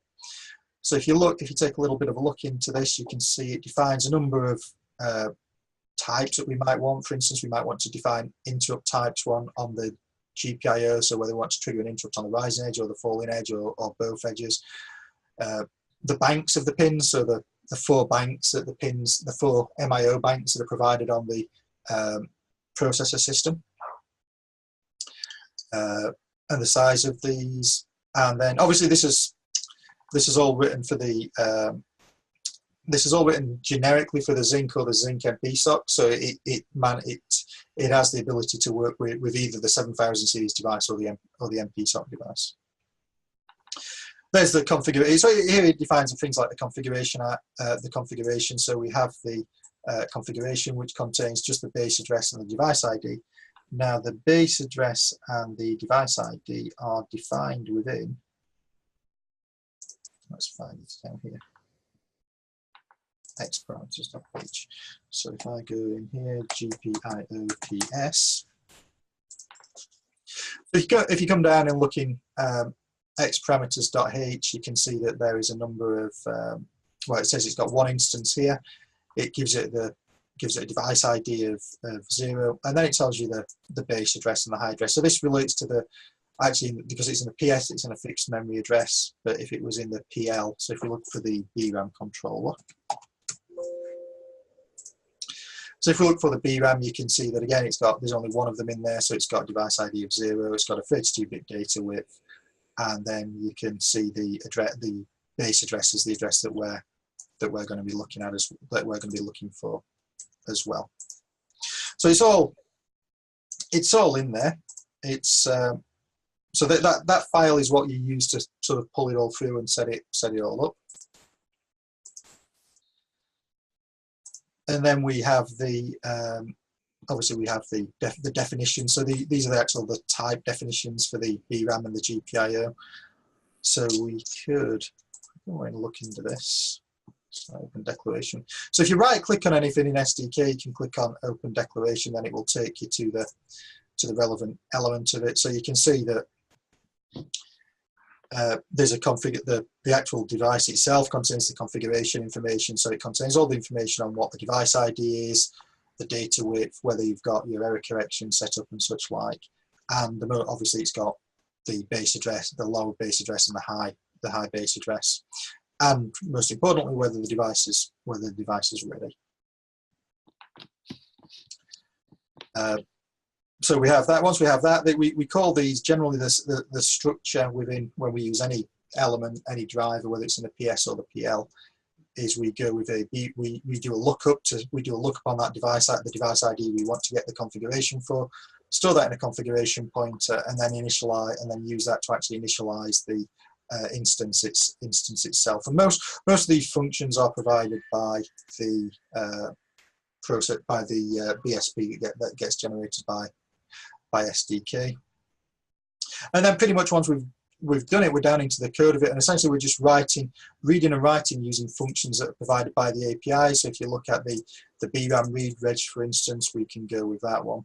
And if we look at the open declaration there, we can see that in the BRAM hardware definition file, we have just a simple description that actually does inputs and outputs for reading and writing BRAM. So it's relatively straightforward, and everything's there that you need to use. You just need to spend a little bit of time perhaps reading through the API. One thing you can do that I should have mentioned in the BSP, so you get the board support package. This MSS file defines everything in your board support package. But most importantly, if you come down to the peripheral drivers, if you're unsure how to drive it, you can click on this, which will open the documentation that's installed for that particular driver, or you can click on import examples, and that'll give you a couple of examples that you can open and you can take a look at and reference of how to use. I think hopefully maybe that answers enough of the hello world. What of the hello world? Is there any others? Taking reference. So somebody said Peter Master, just for reference, so it's taken a while to get it up and running. So hopefully, Peter, this helps you a little way to get it up and running and to say hello world. If you've still got issues or problems, then after this, then feel free to give me a shout, and I'll try and help you the best I can. Somebody says, can I ensure the connections between the board and the PC close, please? I can try that. Actually, there's none.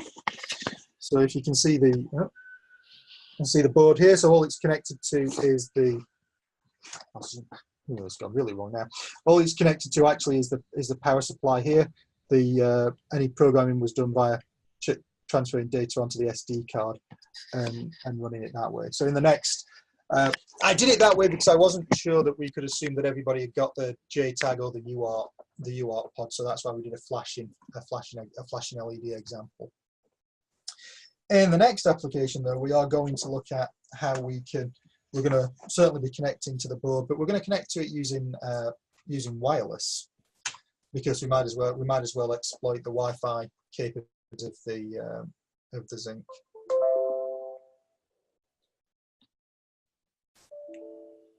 So another question for you, Adam. Someone asked if it's possible to upload the Bitstream without the USB to JTAG UART pod.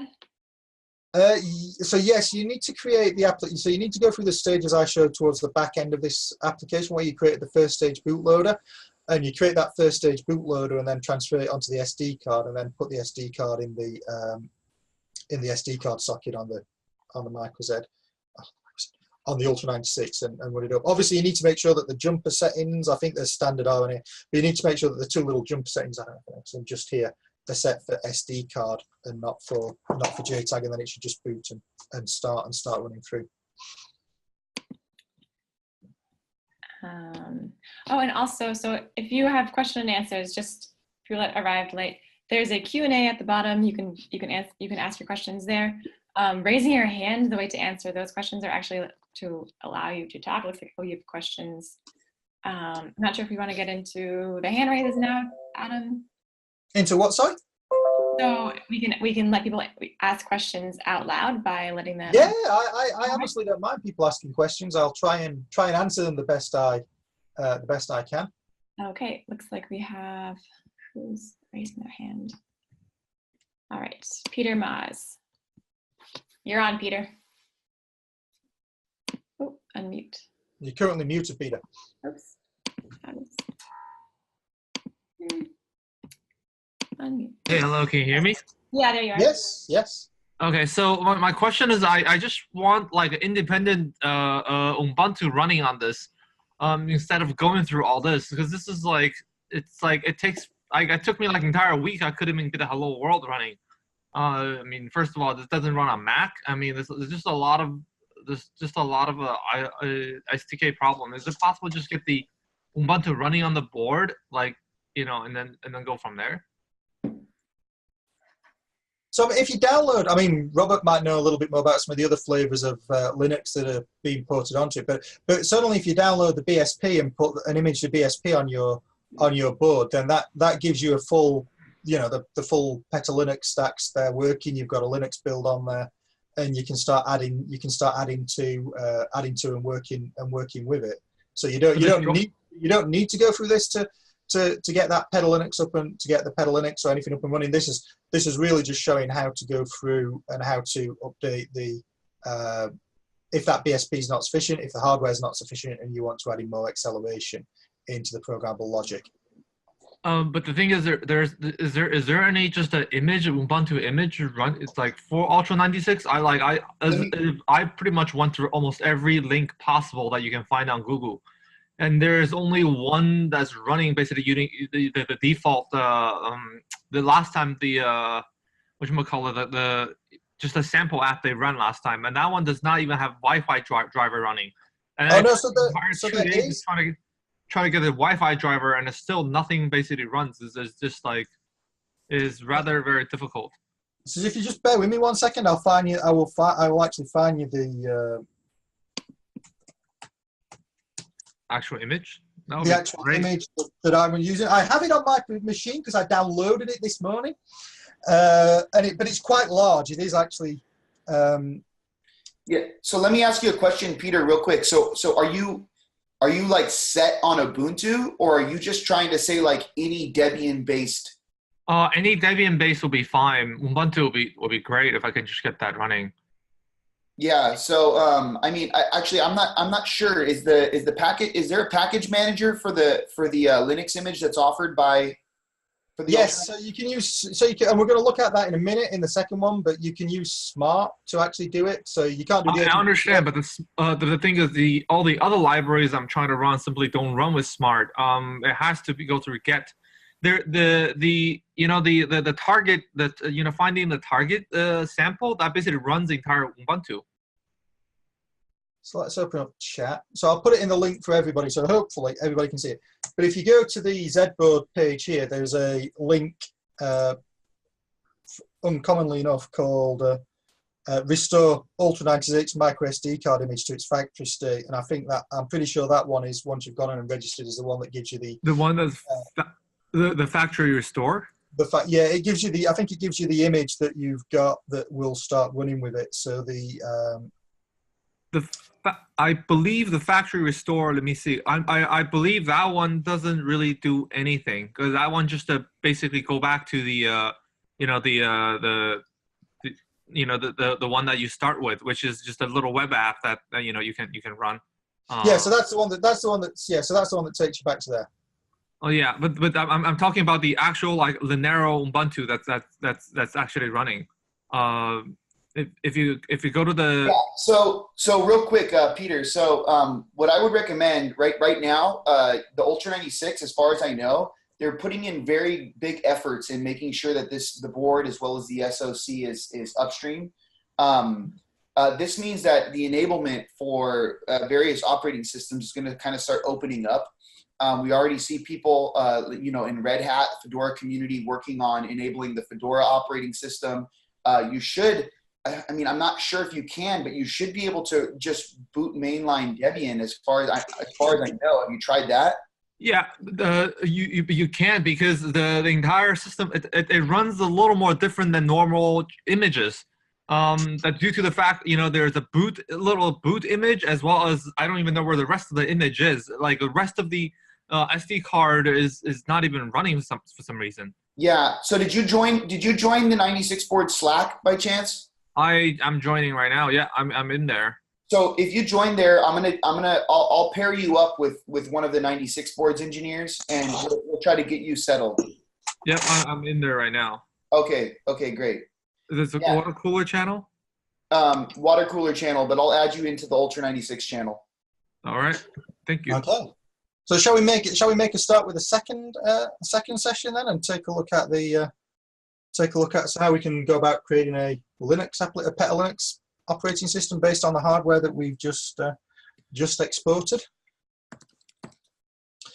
So, I mean, so if you remember back in the last section, we created one of the files I mentioned was what was called the HDF file. So that's the file that gets output from Vivaro. It was a file we imported into SDK to use our to create our base platform off. Unfortunately, but what we need to do is we need to take to create and update that hardware definition file. We need to take the BSP that comes with it, so as we've got all the Peta Linux settings and everything, the Wi-Fi drivers and everything that we need, and we need to update that with our hardware design. And that's what we're going to look at as we run through this example. So again, these slides are actually I'm not going to go through them all. There's just one or two at the front, but they'll be on the Dropbox, so as you can actually see, and they are detailed in a step-by-step sort of process as we go through. So to do this, we need to have installed Peta Linux 2018.2. Because I develop on Windows, I needed a virtual machine to do this. So the virtual machine setup and instruction, I think there's a 50-page example on the step-by-step guide on how to do this, coming out with the information, coming out on the Dropbox as well. We need the HDF that we just created. We need the Ultra96 BSP, so the exact same one that we unzipped previously. We need it in its unzipped format as well. And then we need a couple of programs like PuTTY and WinSCP. So just to give you a quick introduction to Peta Linux, actually what it is. So Peta Linux, obviously, it really allows us to create our system. It's not really an operator. It's not really a Linux distribution, but it pulls basically from the Xilinx Git or other open source communities for the Peta Linux distribution. And it comes with it. It creates obviously the first stage bootloader like we created in the last application, but it also creates a second stage bootloader, which is generally U-boot. It allows us to create all the ARM trusted firmware that we need to run on the MP SoC. Obviously the Linux distribution that we want, and then it allows us to pull in any libraries and applications that we want and hypervisors.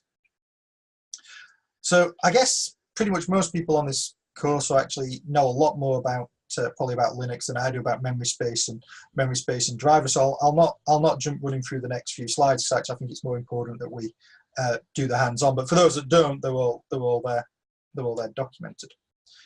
So what I want to do is I want to open up my virtual machine.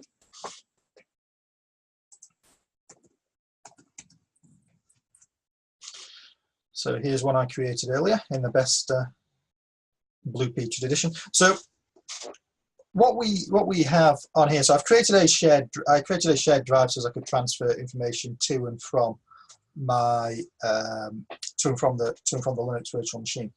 And this is, you can see here, so this is the hardware definition file that we created in the first lab that's been pulled across, and this is the BSP that we previously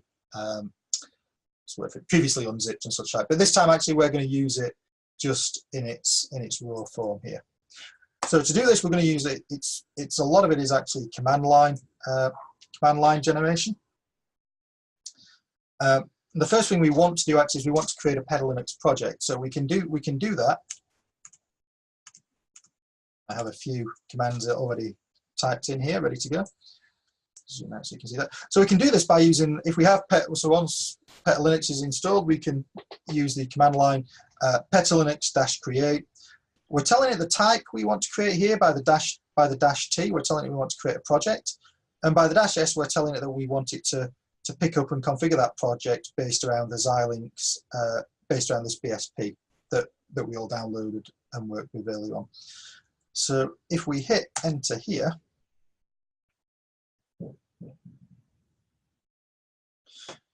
we will see it go away and it will create a project. So if you keep an eye on the so I'm operating the Peta Linux directory on my home machine, and if we see this, we'll see it run through and create a project. And it's that project that we're then going to apply the hardware definition file to, and then we're going to take a little look at how we can update and how we can create it. Like I said, we probably can't actually build it because it'll take a little bit more. It'll take more time to actually build than I thought it would do. So while that opens, let's take a look at some questions. Okay, so far so good. Yes, I believe PetaLinux in so it's PetaLinux like Yocto build. Yeah, I believe it, I'm not an expert, but I believe it has Yocto Yocto beneath the layers there that pull it in. The MIPI DSI IP core. No, I've not tested the MIPI. I've not tested the MIPI DSI core yet. It's on the list of things to do. I have a huge list of things to do. If you go look at my blogs or ramblings on Hackster or whatever, you can see quite a lot of projects based around the Ultra96 and such like. So Bruce, yeah, the Bitstream can be loaded from U-boot or Linux. The application that we've just done was just to do it using using the first stage bootloader, and obviously now we're getting down into having the PetaLinux OS up and running. No, the Ultra96 board doesn't actually have an FMC interface on it. It does, however, have these two interfaces on it, which are this is the low speed I/O connector. I think maybe you can see it, the low speed connector, and this is the high speed connector. So the high speed connector has a number of high-speed lines connected to it from the programmable logic. So I think the pinned out actually just supports sort of MIPI or something in number of MIPI channels in there, but they could be anything because it's connected to programmable logic, and that's the low-speed interface for SPI, CAN, RS-232, that type of thing. So if you can see on my desktop now, you can see that the PetaLinux has been created. So you can see the project exists here, and let's take a look underneath it. So again, very similar to what we had previously. So you've got the components, the project specification, the pre-built area, and the hardware. This is the original hardware before we updated it. So what we need to do is we need to apply that project. Now to do this, we need to CD into that directory. So we need to change. So we need to apply this. We need to actually be in a PetaLinux, actually in an active PetaLinux project. So if we hit this, we will be our PetaLinux project. And then what we want to do is we want to reference this hardware definition file. We want to tell it to go pick up this hardware definition file and apply it to the new project. So we can do that using this command.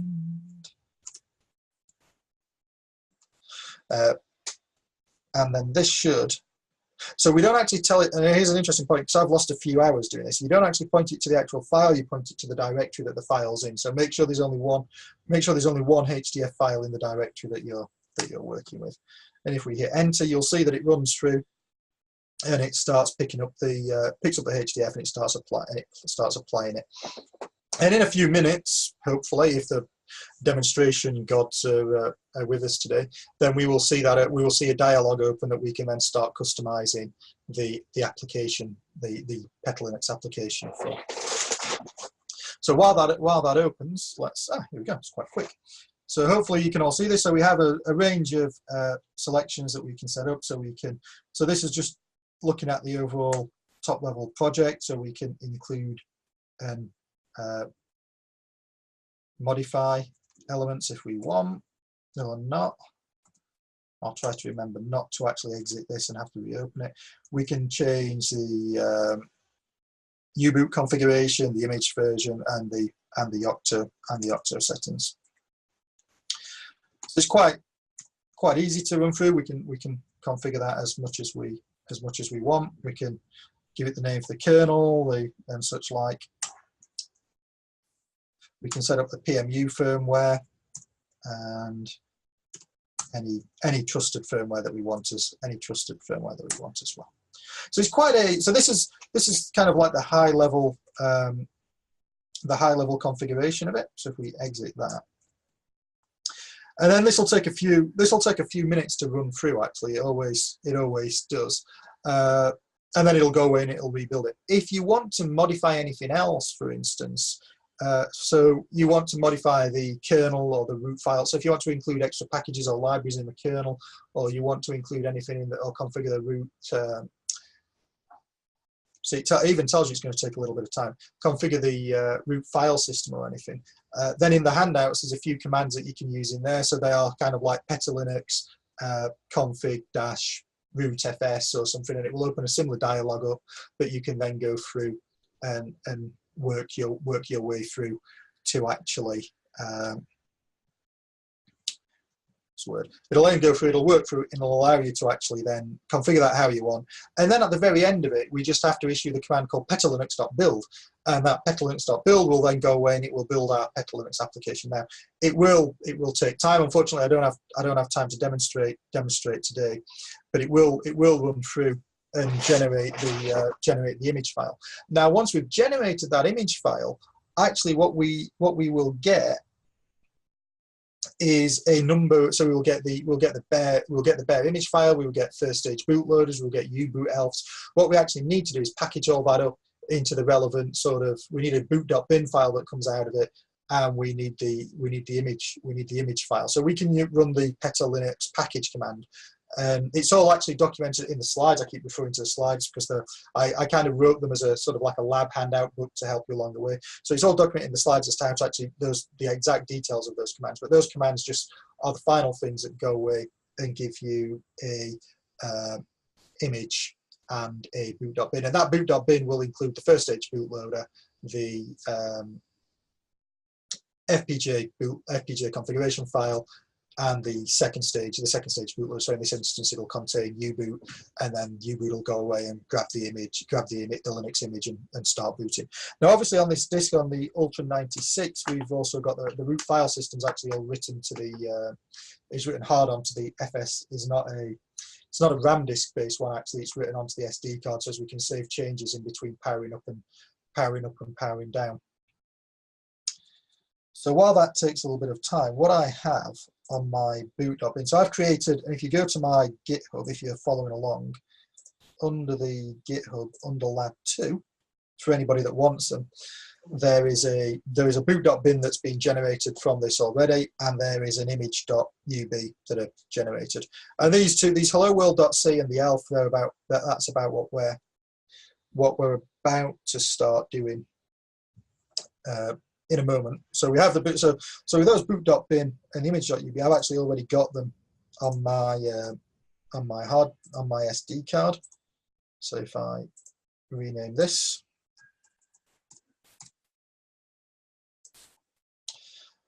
so this is the boot.bin and the image.ub that we were originally working with.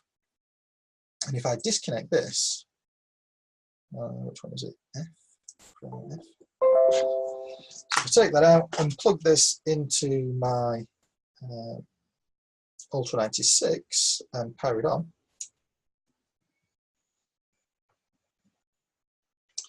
what we'll see is it begins to come alive. So you can see the done lights command, so the FPGA, the FPGA is being programmed, and then you'll see the so these lights down here, the blue and the blue light indicates the Wi-Fi's up, and the flashing LEDs are showing down here. They're not connected to the application ID previously. They're connected to the Ultra96 examples that are running, and it's showing the difference.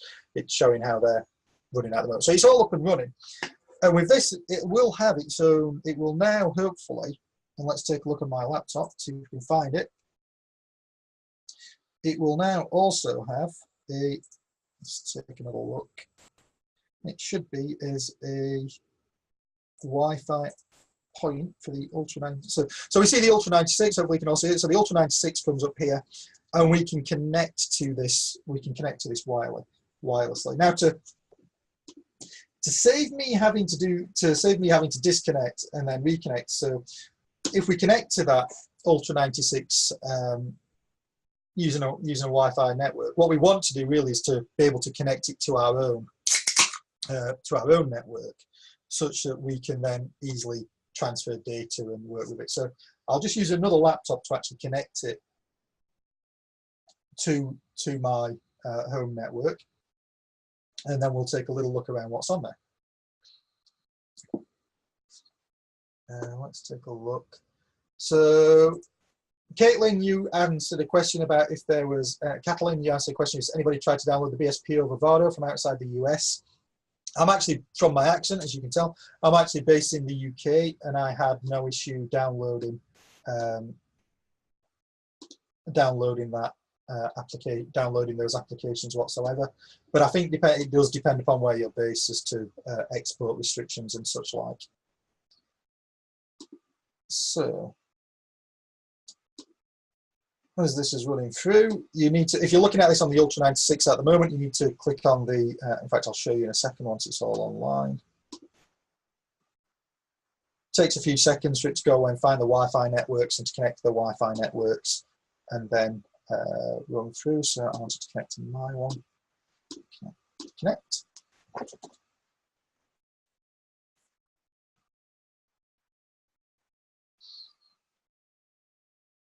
Okay, what other questions were there?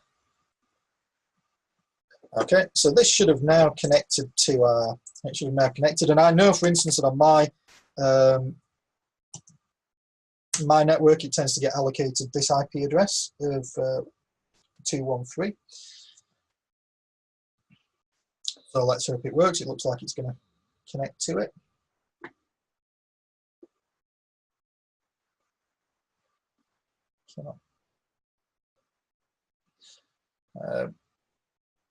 And there we go. So if you click on our home, you can see that we have the example. We have a web app going up here. We can, if we click on example projects, we can click on this one and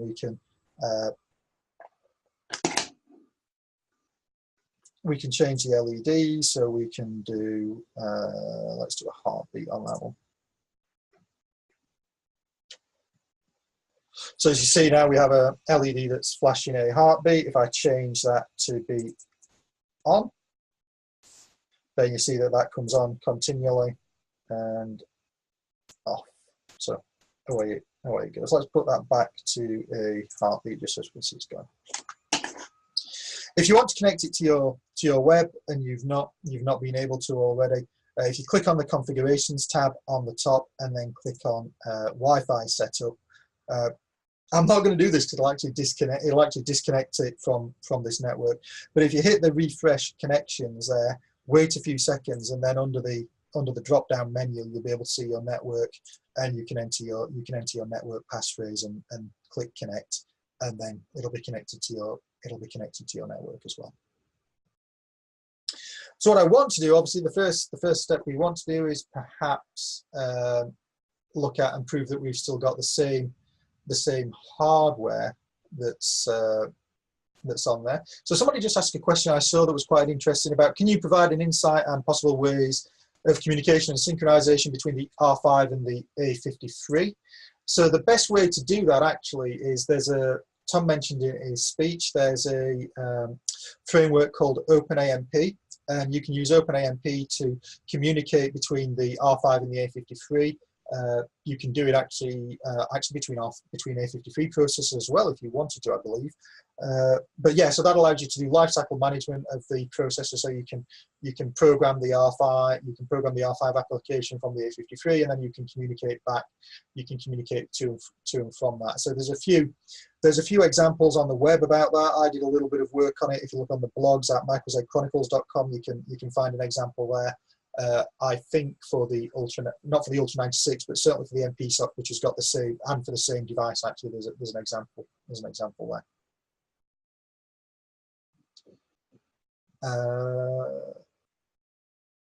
Okay.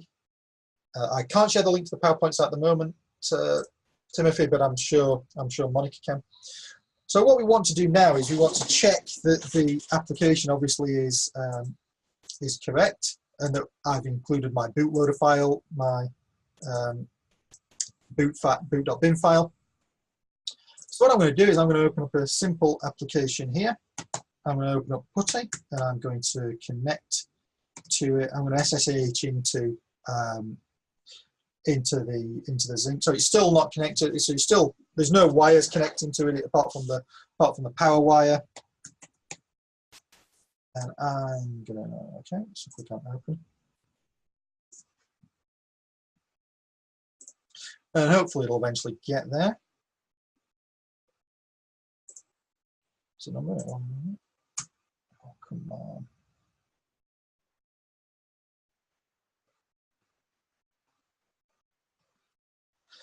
We can see that's still running. So why did that time out? Let's try that again. 2.168.1.213. Okay, so we're going to log in. Must put the wrong password, the wrong network address in there. So we're going to log in as root, and there's no password for this. Then we can do ls, and we can see what's in there. So we're going to, the second half of this lab, we're going to write a little example file. A little example file that allows us to test that application. But what we need to do is we need to run through. I want to check it quickly because I'm impatient. So sometimes you want to do that. So I'm going to do the dev mem command, and the command 0x0011231234. And I think I want to do 32. And there you go. So I do a dev mem command to the address that we've mapped in the processor, the programmable logic VRAM, and you can see that it's returning that one of the strings that are located that we programmed into that VRAM initially. So as you can see. Okay, so let's answer a few more questions while we're doing it. So Dietmar, the Wi-Fi access. I don't think so. I think you have, every time I've done it, and I might have done it wrong, I've had to go in and reconnect it to my network. I'm sure there are ways that we could do it in the configuration to make it actually do that automatically. Somebody else has asked a question about if I was going to write a series like the MicroZ Chronicles for the Ultra96. Actually, if you look at the MicroZ Chronicles, it's kind of evolved from being just the how to use the MicroZ into basically being a series about how you use the Zinc MP SoC, and standard FPGAs as well. And so it's now fairly wide ranging. I've got quite a few projects on there actually for the Ultra96, particularly on Hackster. So if you look on my Hackster account, you can see quite a few examples, and there's a couple of projects in there, one about creating an Internet of Things based example that we showed at Linaro last week, and another one about how to create the Linux kernels, and actually two different approaches actually. So the one that I've done today and another completely from scratch is shown there.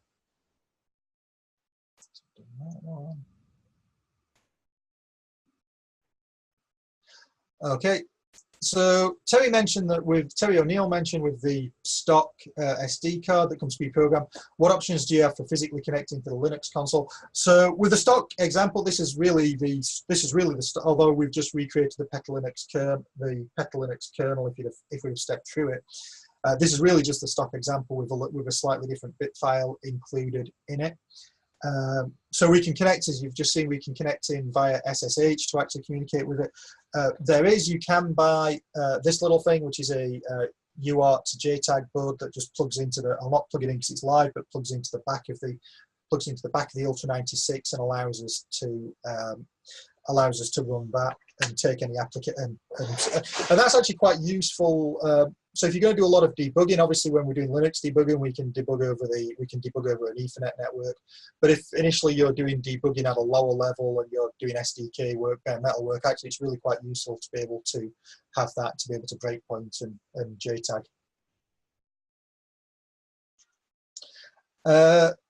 So you mentioned you don't see any output. So Terry also mentioned you don't see any output on the UART. That's probably because the UART is routed to the UART's actually, I think the UART in the Linux build actually is routed to the UART that comes out of the low speed connector. So it's if you use it on the Z board, I think on the bare metal, it's routed out to that UART. If the standard Linux build that comes with it routes the UART out to this low speed connector here, not to the UART pins that you can see on the back there.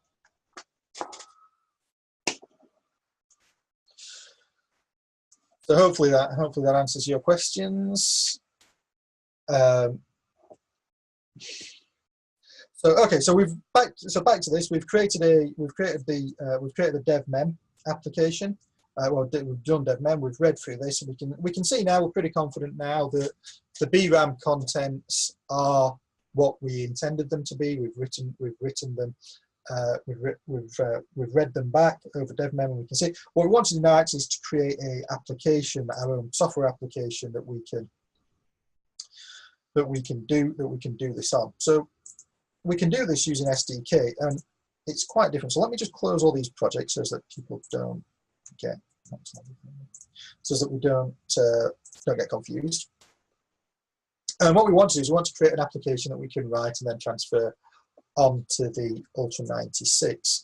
So it's slightly similar to how we did it last time, but again, it's subtly different that we don't, that there may be a few changes. So this time we're going to do the same: file, new application, project, and it's going to come working for us. Let's just drag that down a little bit. To get rid of that. Okay, so we're going to put a name on there. We're going to put a Linux. Let's call this Linux 2 because I've got a Linux test in there. And this time, from the list of drop-down menus, we're actually going to pick Linux. Now, the minute we pick the Linux operating system, what you see is that all of the options really disappear in terms of board support packages and such like, because they're not needed anymore. We're just going to be running on Pet Linux. So all you need to do really is pick which processor we want to target. The choice actually is the Cortex A9, but that's on the Zinc 7000. It's not available on the Zinc MP SoC. Microblaze, we don't have any microblazers in there that are running Pet Linux at the moment. That's a softcore processor that we would implement in the programmable logic. So what we come back to is so we're going to implement this on the Cortex A53s, as you would expect. And we'll click on next, and again we get a simple example here, a simple template. And if we click on finish, it will create us an application. And what we'll see in our hello world is really the simplest application that everybody likes to see when they're a software engineer, and just prove that it's up and running and gives you the hello world. Obviously, because the project's set to always automatically build, so because we've just created it, it's gone away and it's created the Linux, the ELF file as well with this. So what we can do is we can transfer this onto our Ultra96. I tend to use the program WinSCP, but you can use whatever, whichever one is your personal preference. So again, we put in the network name that we're mapped to on my network, which is 192.168.1.2.1.3. I give it the username of root. I don't need to tell it a password, and I can log in.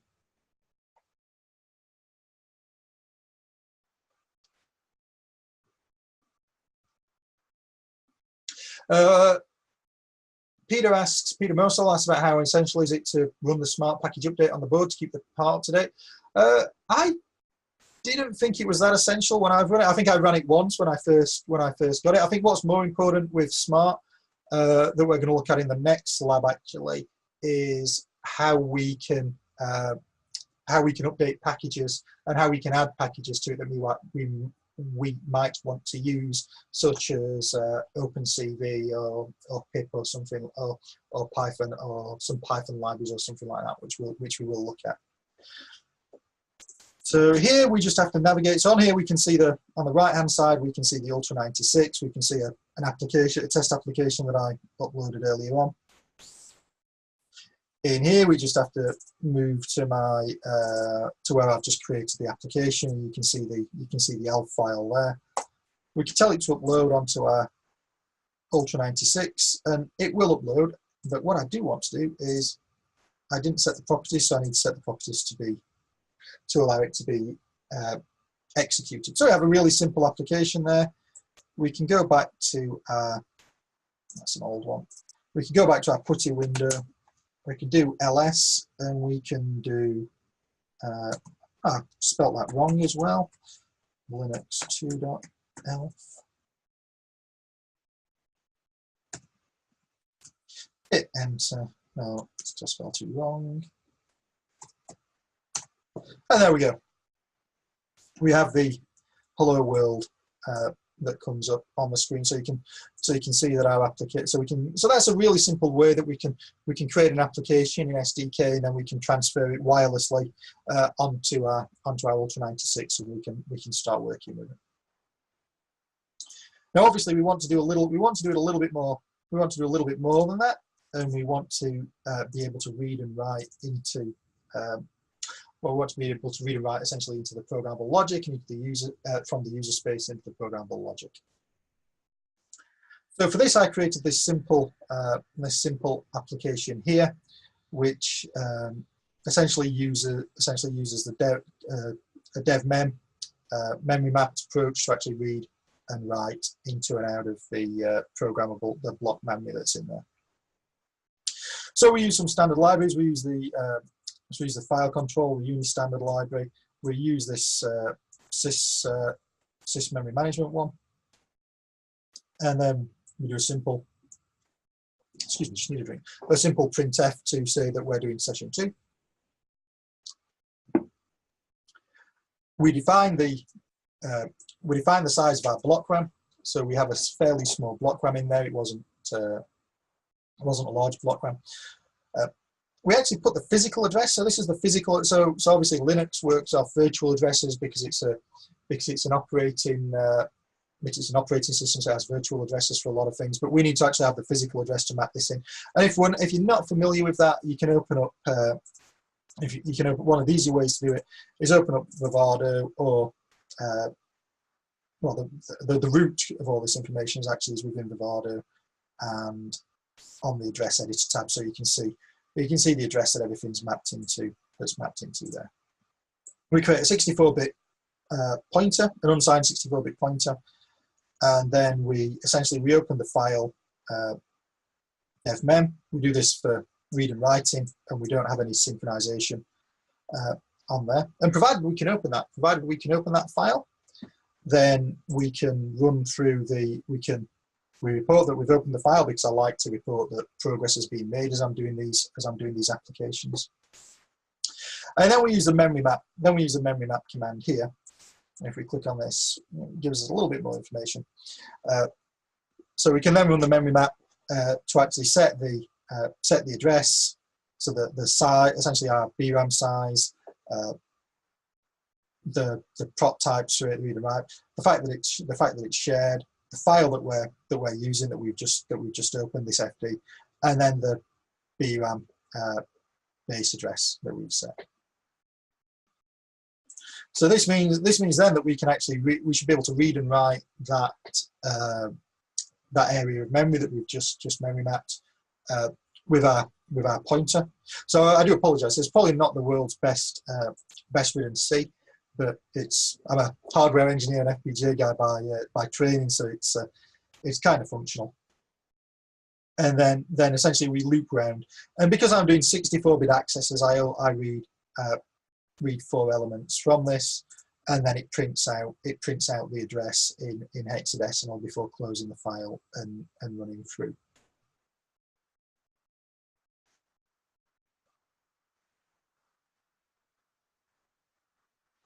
Okay, someone's just asked about pasting web links. I will paste some. This is the web link here for this one, the chat browser. There you go. So that's a link to the second lab. The second lab files that we're doing. So in there you can find the original hello world.c, the updated hello world.c that we've just talked about, and the resultant ELF file that's built from it. So once we've done this, we can build that. I actually built this earlier on, and we have a Linux test image here that has it, and we can. Well, it's already on the system, but we can upload that anyway, and it replaces that one, and then we can go into our SSH terminal again. And we can run our Linux test.elf ELS application. And we can see that it's reading all the data out of them. We can see that it's reading all all the words out of the memory that we programmed in. And that's what we'd expect, and that proves that we have the block RAMs included within the design. Now, these block RAMs, as I said in the first session, you know, they really could be anything. They could be anything that any accelerator function that we've written or moved into the programmable logic using VHDL or Verilog or high level synthesis. So they could be anything that we've written in there. So this shows that we could read and write. So a lot of the, if you remember back to Vivaro, a lot of the elements that you put in that programmable logic design, they are actually it's highly software configurable. So you connect to them with the AXI interconnect, for instance. You memory map them into the processor memory space, and then a lot of these you configure via APIs, either in well, for some of them, you use it if you're using a bare metal approach, you can use the BSP APIs to configure them. Or if you're using a higher level operating system like Linux, you can configure them in Linux. So particularly for things like image processing chains, when you want to change resolutions, frame rates, or such like, you can, or test pattern or enable or disable test pattern generation, you can run this through on the fly with Peta Linux just popping in and configuring it. So you can create and control applications that way. You're never really gonna. There are better ways to do it. You can write your own app. You can write Linux drivers and such like. But if you're doing slow memory mapped configuration interfaces, this is a way you can do it. If you want to move large amounts of DMA, then DMA data, then you need a much more advanced driver than that. But this gives you a nice simple example of how you can do it. So just going back to the question that Terry was asking about the mezzanine card, it'd be nice if it was output on the standard UART pins.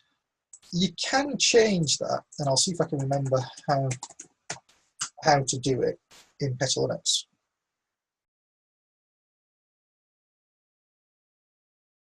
So many applications running, it takes so long. But it's still running the bitbake, unfortunately. So we'll have to come back to that. But yeah, you can actually change if you open the BSP Peta Linux up. You can actually do, I think it's Peta Linux config -c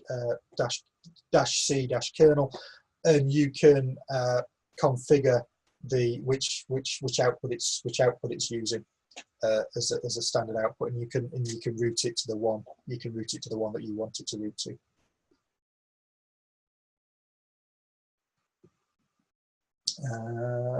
Okay.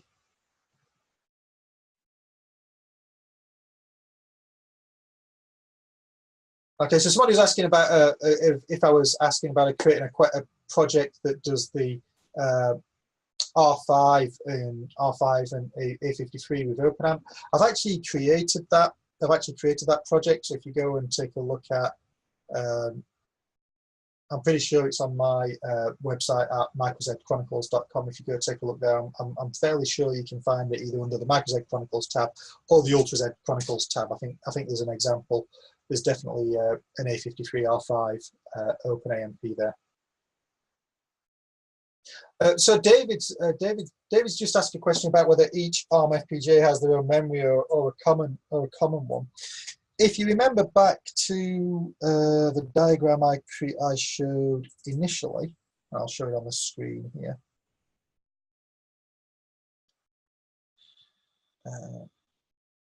So if you remember back to this diagram here, where you've got the processing system, you have the DDR memory controller here, and this DDR memory controller is predominantly for the processing system. So you can connect, so the R5 and the A53 can access data, can access and store their applications and programs in it and run through that.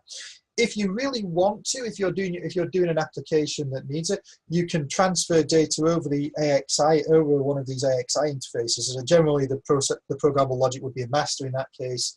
The processing system would be a slave, and you can transfer that through the. You can transfer that into the DDR memory.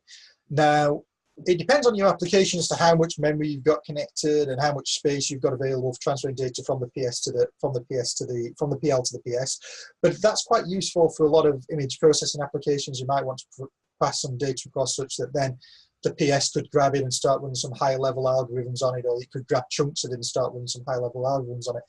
if you want the programmable logic to have its own DDR memory, then you can do that quite easily. You need a board that does it. So the Ultra96 obviously doesn't do that, but some boards do provide that, and then you can use what's called the memory interface generator in Vivaro, and that will create you essentially a DDR controller, DDR timing controller that you can configure for your DDR device, and that will give you AXI interconnects on that as well, such that you can just read and write over the AXI into that memory controller to get your data out of it. But for the Ultra96, the only place you're going to be going is moving data into and out of the 2 gigabits of DDR that's available to the processor.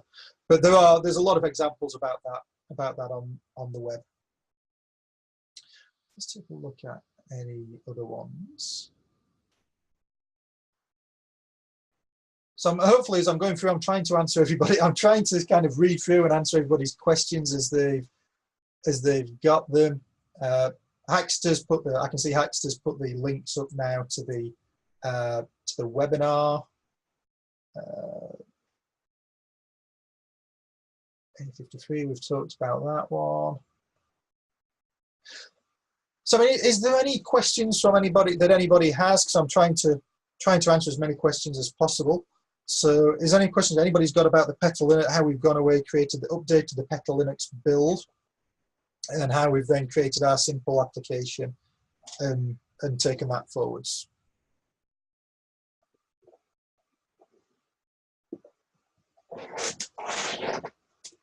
If not, then I think it's probably time to start have a quick break, and then we'll start looking at the third and final session about how we can update some of the packages on there, and how we can create a really simple web app, and how we can then throw some data up onto the question. So I will answer one question that Gregory's just said, are there equivalent files for the Ultra Z EG? There are equivalent files for the Ultra Z EG. And in fact, actually, I did sound like I'm publicizing myself, but I'm really not. I'm just thinking that I've done some work on that. I did an example for Avnet not long ago on how to build Petal Linux for the Ultra Z EG, and there are BSPs, there's BSPs existing for that as well. So if you want, I can point you to those. You can actually find them. I've already put the link up. I think you can find them on zboard.org is where they all exist.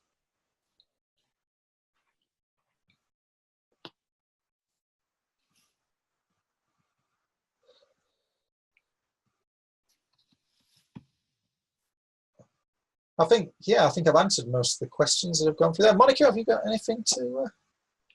You got anything to add at all or ask? Or? Let's see.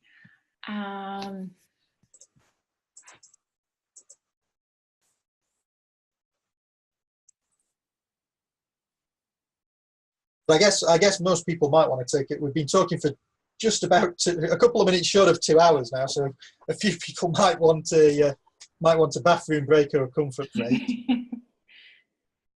And so we'll give it a couple of minutes, and then if anybody else has got any questions, I'll try and answer them while we do it. We'll give it 5 minutes or so till 1/2 the hour, and then we'll start looking at session 3. I have a question, Adam. Where is do you have any pets in your room right now? I don't have any pets. I'm having a bad day with pets today. My dog ran out the front. My dog ran out the front door this morning and got run over. So luckily it was okay. The car, it was only the car that caught it was only going relatively slow. But literally an hour before this webinar started, I heard my wife scream, and oh wow. And the dog had sort of got excited and bolted out. But I have for anybody that's, I don't know why anybody would be interested, but if anybody that's interested, I have 3 dogs, 2 Cavalier King Charles Spaniels and a Samoyed. It was a big Samoyed that jumped over the fence and escaped. And I have 2 cats. Actually, one cat normally sleeps behind me in the desk drawer there, but she's not. The way you started that off made it sound like something horrible happened to your dog. You know, you're just like, oh yeah, my dog got run over. It's like saying, I mean, I've got the CCTV video, because it was kind of like the dog then ran off, and we were trying to get the dog back, and I was like, did it actually get hit by the car or not? So then I was kind of like, I had to troll through the CCTV to actually see whether it, and you could just kind of see it in free. It was quite horrible to watch. You could kind of see it going like, oh, stop. The way you said it was like, oh yeah, I was at the restaurant yesterday and my friend had a stroke of good luck because they had the soup he liked. Hey, what can I say? I'm English. I'm English. We don't do emotion. Yeah. You know, it's trust me. If it had been serious, you'd have sat through the last 2 hours of me crying my eyes out, going like, and we do this, and we do this, and so.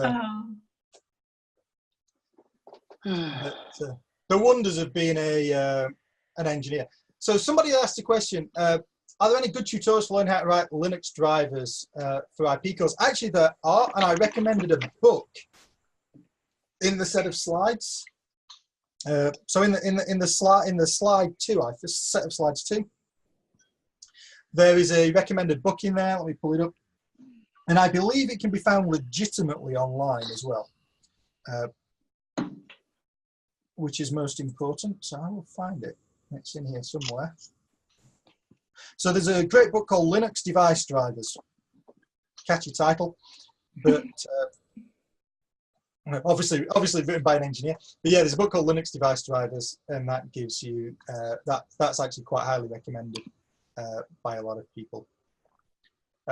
Somebody was just asking if I tried to interface CSI cameras in Peta Linux. Not yet. I've done a lot of work with MIPI cameras and CSI for different projects, but I've never actually used Peta Linux on top of those. They've always been kind of, well, actually they're for an automotive application, so they've been really concerned with latency and speed. So everything's been pretty much implemented in the programmable logic for that. Somebody said they can't SSH into their Ultra96, although it seems connected.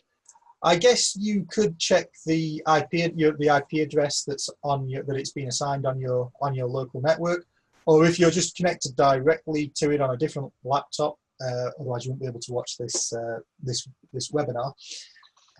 You can actually then just go to 192.168.2.1 is the standard Ultra96 one. If you just connected directly to that Ultra96 UART, if you're connected directly to the Ultra96 Wi-Fi and you've not told it to connect to your Wi-Fi.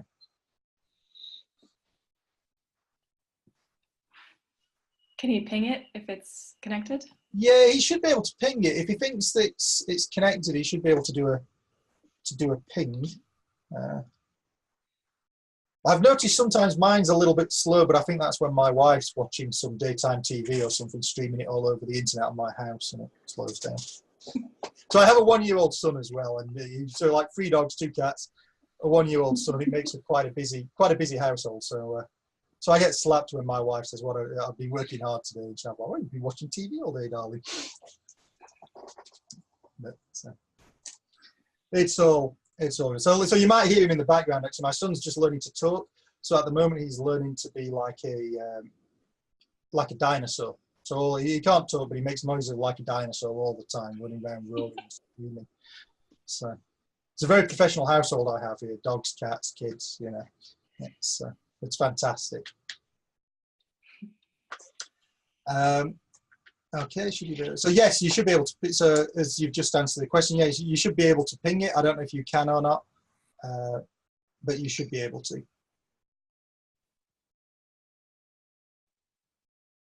Scrolling back, see if there's any other questions that I've missed.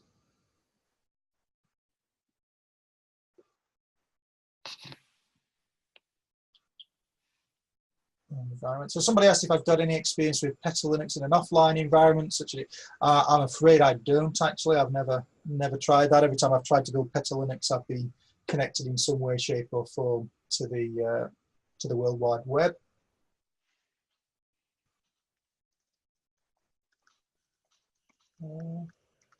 Yeah, I think that's most of the questions gone through.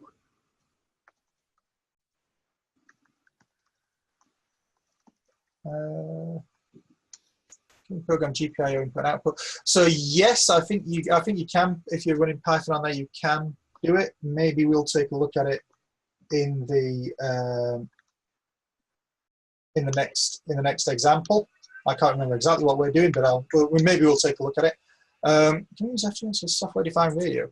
So you could, I guess, if you had a way of getting the ADC data the ADC and DAC data in and out, so you could get the RF signals in and out, you could use it for doing signal processing in the programmable logic, and then some of the high levels in the processor system.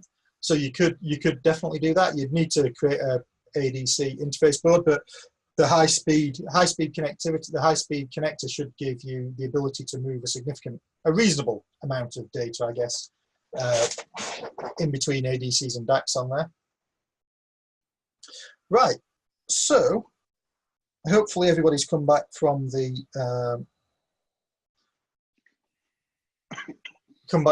question, and we'll make a start on session 3. I'll just answer this last one. This is, can we use FMC cards in the Ultra96? I think we've talked about this before, but if you look at my running Ultra96 here, you can see essentially it has 2 connectors on there. So it has this the low speed connector here and the high speed connector here. So it's not quite an FMC format. So it doesn't have the FMC connectors. I don't know if there are any actual, maybe Robert can mention, but I don't know if there are any actual sort of FMC adapter boards within the ecosystem or not. But it's not something I wouldn't have thought there would be. But yeah, not that I'm aware of.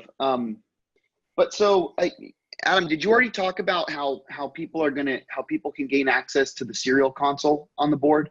Was this mentioned?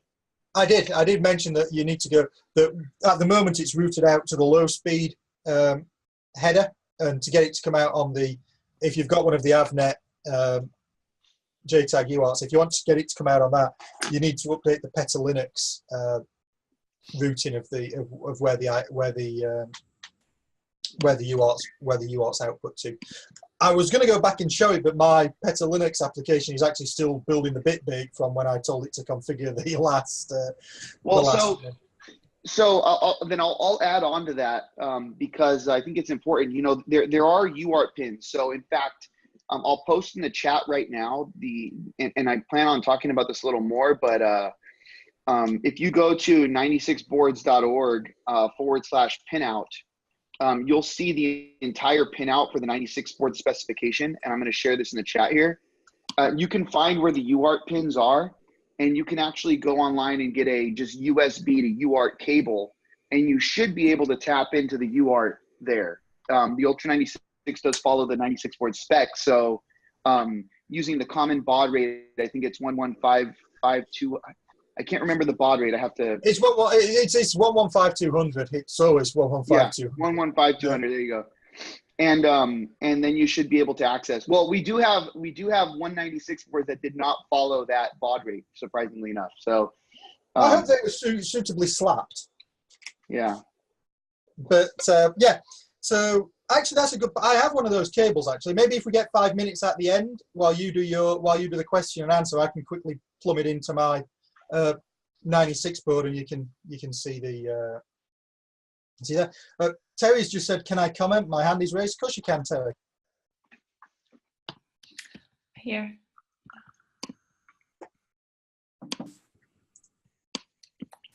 I will let you talk, Terry. I'm muted now. I'm unmuted. Can you hear me? Yep. Okay. Hi, So really the question. Hello. I've used the UART, the pins for bare metal. The question is really, the out of the box image. I'm typically used to having access to a Linux console, without having to get on the network. So I was surprised to see it didn't show up on that UART. So it looks like, out of the box, it's routed somewhere else. You said the low speed connector, but you're looking at the schematic, I don't really see how that's implemented, because there's 2 UARTs, and one of them goes to the Bluetooth chip and one of them goes to that physical connector. So I'll pull up we'll do session 3, and while you do the since it's a question we've had a few times, we'll run through session 3, and then while Robert does the question and answer, I'll pull up the schematics and perhaps try and explain it in a little bit more detail, if that's okay. Yeah, is it over a traditional UART, or does it got to go through some? Is it like a gadget serial interface? No, I think it is a traditional UART. I think it's just routed out to the low speed connector. So I'll go away and do it. I've got a USB to UART cable, a logic level USB to UART cable as well. So while Robert talks, we'll see if I can do a speed demonstration for the end of that, which kind of shows where. Yeah, that works. No promises, but we can always talk offline as well if you still can't get there. Okay, sounds good. Thank you. No problem.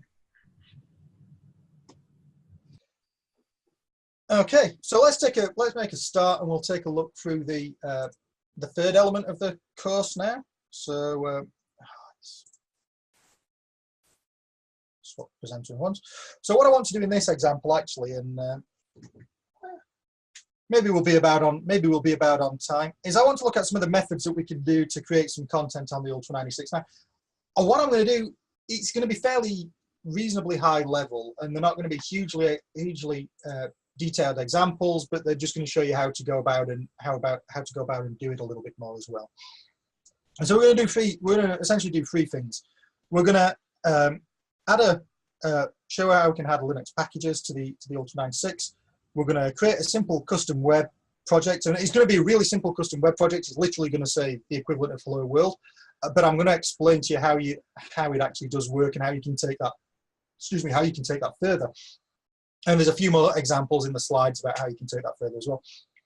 And then if we get time, before we run out of time, I want to show how we can easily interconnect this with kind of IoT frameworks like a cloud and throw data from here up onto the cloud, such that we can then do other things with it. And so for this, all we really need to run through this is the Ultra96 image. Now, either the original one or the updated one that we did in lab 2 will be sufficient. We need PuTTY, and we need WinSCP. So the first thing we're going to do, I'm going to minimize all these windows first, and I'm going to open up my PuTTY terminal. So the first thing we're going to do is we want to look at and see if we want to install some projects, actually. We want to install some apps. And one of the things I like doing is I like working with OpenCV. So I want to know really, and I honestly can't remember. I think I created this image new this morning from the factory reset. So I don't think I've got OpenCV installed. So we want to be able to 1, check if we've got it installed, and 2, install it. So how we can do this is we can do package, hopefully in my SSH tunnel, package config CV --c flags. And if this is installed, this should tell us where exactly that is. So it comes through. You can see that package is not found in, and we don't have it. So, but for my next example, we need to have it. So we're going to do a really simple. So we're going to use the smart install now. So we're going to use smart install, and we're going to do OpenCV.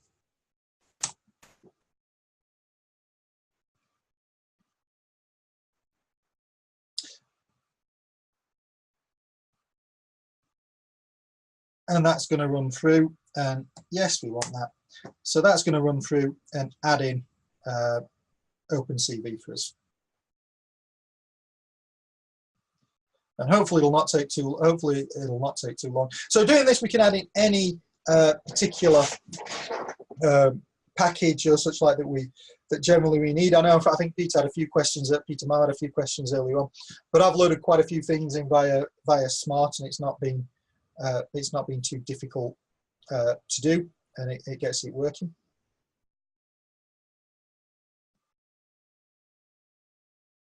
So once we've added this in, I want to add in the -dev library as well. Actually, I should have done that first. Really, we'll add that in, and then we'll be good to create a simple example.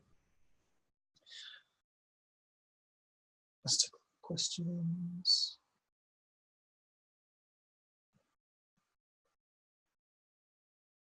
So David asked, has the Ultra96 a desktop environment? I think there are some versions of the BSP that does, yes, so this BSP does have a desktop environment. If you plug in a DisplayPort connector into the DisplayPort, you can see the desktop. If you don't have a DisplayPort monitor, then you'll need a converter that's a DisplayPort to HDMI converter. You need to be very careful about which one you pick to do that. It needs to be an active converter, not a passive one. And I think there's more, before you go buy one, I think there's a lot of information on zboard.org about which one to actually get, which was going to be successful and work, because it can be a little tricky to get them installed. And I see Peter Mersel's actually just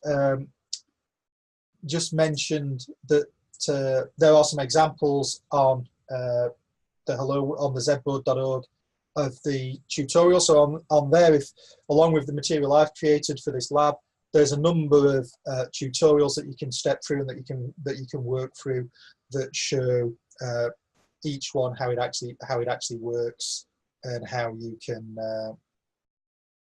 And so it takes you through the basic hello world, and it steps you through those applications. In fact, let's take a quick look while that's working. So we go to zboard.org, and you can see under Ultra96, it's under support, reference designs and tutorials. If you pick Ultra96, there's a number of them under there. So there's the factory reset that I mentioned earlier on, and then there's how to do some simple create hello worlds, how to do some bare metal, how to boot up from an SD card. There's a really cool example down the bottom if you're interested in it, which is the accelerated image classification that uses a binary neural network to classify road signs. That's quite an interesting thing to watch and then go look into how it's made up. And obviously, because with the Ultra96, you get the SDSoC license as well. Tom mentioned it in his opening talk. So you have SDSoC. So there's an SDSoC platform there, and that comes with just initially, I think, bare metal support. I think there's a plan to release support for PETA Linux very soon, but initially this one's got bare metal. But it's still worthwhile going and grabbing. It's fairly easy to do. It's all an Eclipse-based flow. When you actually click and move that matrix multiply from running on the processor into the programmable logic, you do get quite a significant acceleration in terms of performance. Okay, are there any other questions to look at while I'm scrolling through there? So, no. Somebody asked a question actually right at the start about what makes this board unique.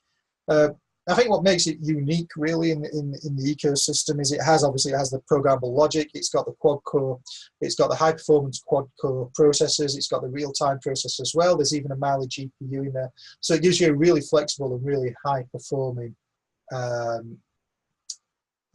system if you want to spend the time and actually go through and invest the time to actually get it up and running. There's a little bit more of a learning curve actually, but with SDSoC actually that's quite simple.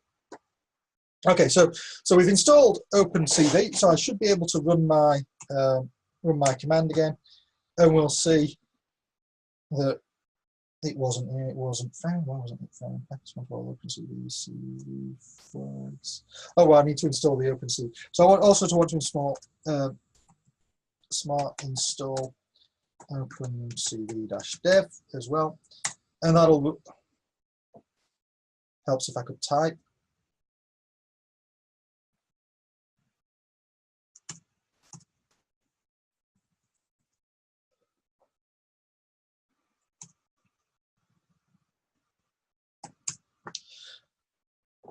So once we've installed this, we should have got OpenCV and everything fully installed.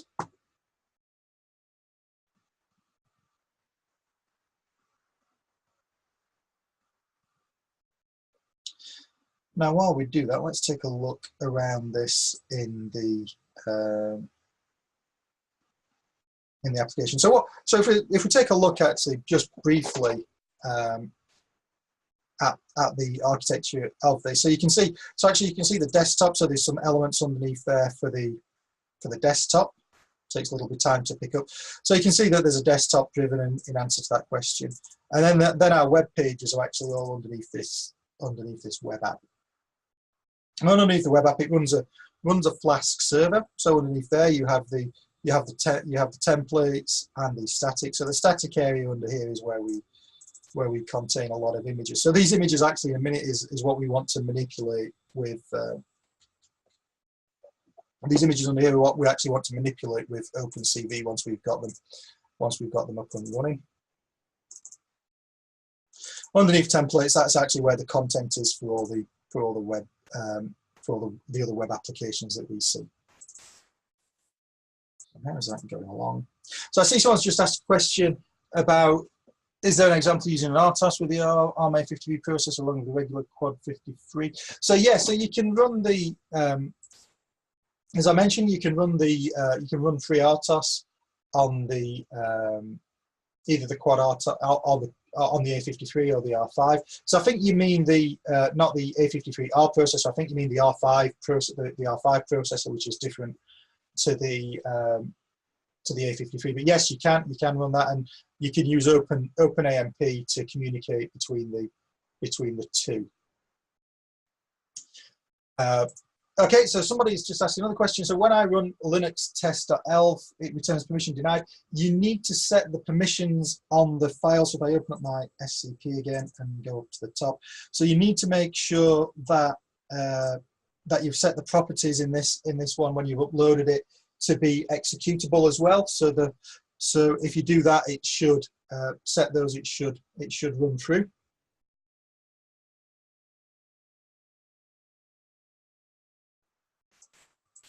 But a few of these is done. I'll ask quite a few of these questions.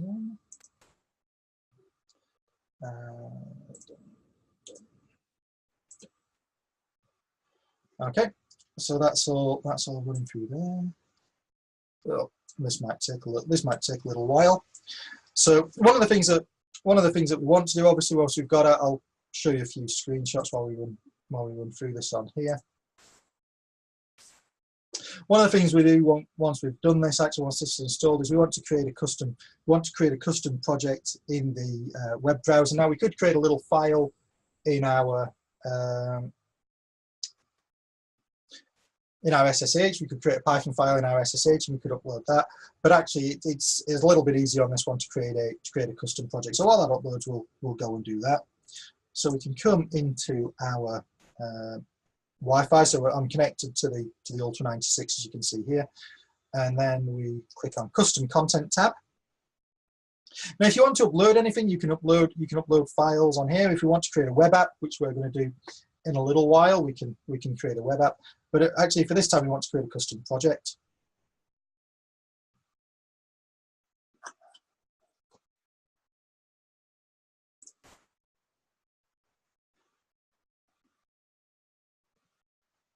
So we'll run through. So somebody's just asked, does the Ultra96 support Python 2 or 3 or both? I think it supports both. I did run into some issues with one and not the other day, but yeah, that was just how I was setting up my application. So I'm pretty sure there was both Python 2 and Python 3 on there, or maybe I added Python 3. But yes, you can easily make it. You can make it run both. So when you open and you want to create a simple application in your editor file, what you'll see is it will give you a nice simple example here. It's a sample Python code, print hello world, and then you'll see this output button, this output down the bottom. So if we click on save file here, if we give it a name, let's call it lab3 for this one, lab3.py. So we need to it's very important that we put the correct file extension on here, that we put the .py file extension. We click on save, and we get this up and running. And then if we click on run code, you should see down the bottom we can see hello world coming out the bottom of it. It's still installing OpenCV. So we can do that. And now while that still installs our application, we'll go back and we will actually create a custom web app. So to create a custom web app, we can do it this way. So we create edit web app. And this is where it gets quite interesting, because when we reload the web app, we're going to lose our Ultra96 for a second. It's going to go down, it's going to reboot, and then I'm going to have to reconnect to it move it across onto the right network so you guys can see it again. Hopefully it'll be right and there'll be no issues. So what we need to do for this, we need to, as I mentioned, it runs Flask, so we need to create a front end and we need to create a back end as well. And we're going to do this, and it's very important that we call them both the same name. So the first thing we're going to do is we're going to create a front end, and it will give us a template like this that comes up here. And what I'm going to do is I am going to change where it says change me in here. And I'll change this to hello Ultra96. Underscore underneath. Oh no, hello Ultra96, and that should be the end of it. So this sits within the Flask block essentially. So it's within the backend block. So the backend block sort of on post and get commands. The backend blocks calling this code, and we can add some code in here. So if we wanted to add in images or buttons or whatever, we could do that. But the first thing to do actually is to get it up and running, and to get the back end. So we'll click on that and we'll save that file, and we'll call this one session 3. Now this one will automatically attach the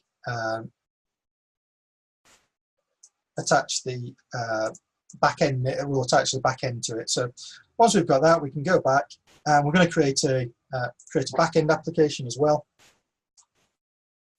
And what we need to do for the back end is we need to ensure that the back end has the correct name. So we need to change that to session 3.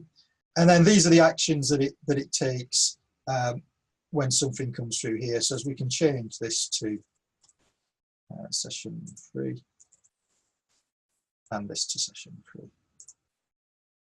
Okay, it's finally installed OpenCV, so maybe we can try the. Yep, so now it's fully installed OpenCV, and we can see that we have OpenCV installed. So we'll do something with that in a minute. So what we have here is we have, so in here we could write simple application code. So this is the methods that's called if it's a post method or if it's a get method, and this is the template that it returns to. So it returns to the page it comes back from.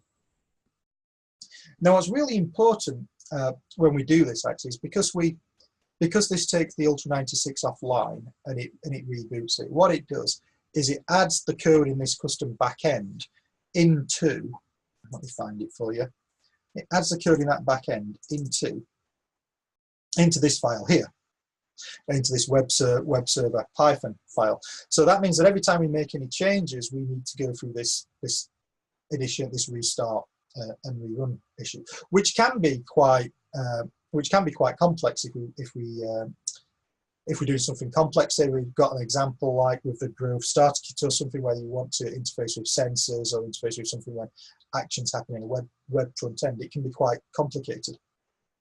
The better way to do that, rather than actually create the example itself, is to actually have the back end call a script. So in my handouts, I was just looking through them, but in the handouts you can see actually there's an example there that uses Python 2.7, and it's exactly the same as is in the very similar to how they use it in the Drove examples. If you go and look under that, and that calls a bash script essentially when something happens, and that allows you to then be able to edit the script without having to reload the back end all the time if you make changes, because it can be quite time consuming, that continual sort of, oh, this didn't work, oh, this didn't work, I need to do this, I need to do this. That iteration can be quite time consuming. So if we go back to our OpenCV application, and we will save this. So that's all we'll do in session 3.html. Let me just check this to make sure this is correct. Session 3, save file. Save. If we go back, and then we'll see here we have two files, both a front end and a back end, both named the same. And we'll come back to that in a second now that OpenCV is loaded. What we can do as well is we can look at this want to look at this lab file here, so we're going to edit this file here. And in addition to our hello world, we're going to ask it to do a little bit of OpenCV processing. Nothing hugely complicated, but just to prove the flow and prove that it's actually connected. So under lab 3, we can find this. You can find this file called CV. OpenCV. Was it this one? No, it's definitely this one. CV.txt, and we will take this and we will put it in our editor here. What I wanted to do is I wanted to use this to upload a file, actually use SCP to upload a test file, such that we could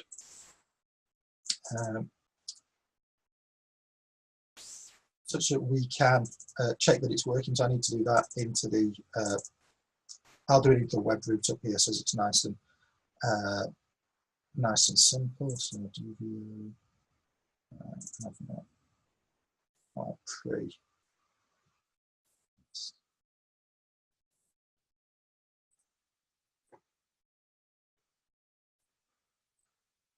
What that test file actually is of.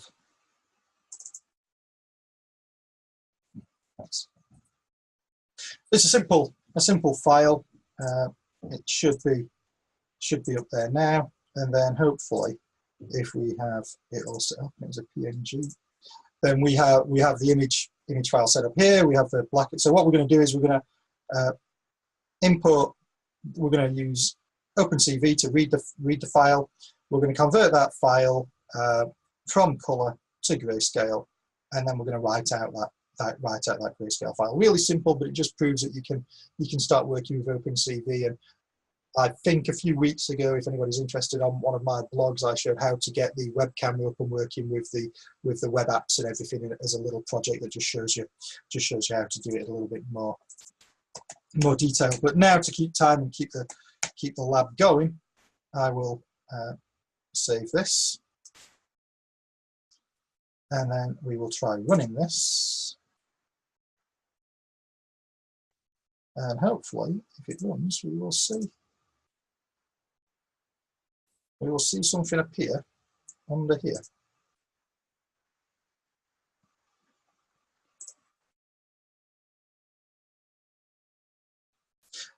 Let's try a different file.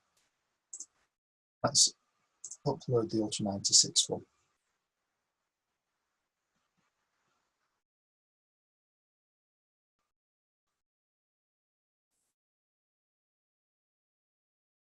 The Ultra96 one I did. Give me 1 second while I check. Yeah.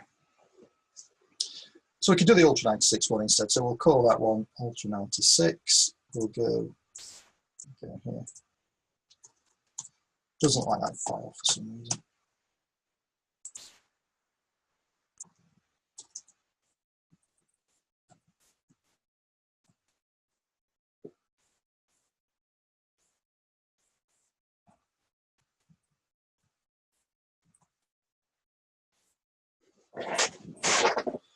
So hopefully, if we have that file up there,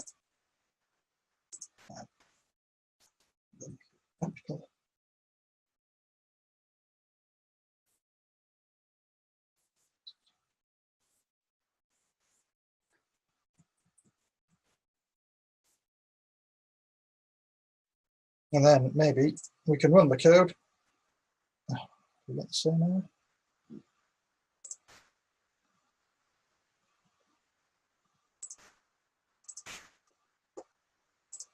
Oh, it's because cool. Image right, BW, CV, image, CV2, go to PGR, image read.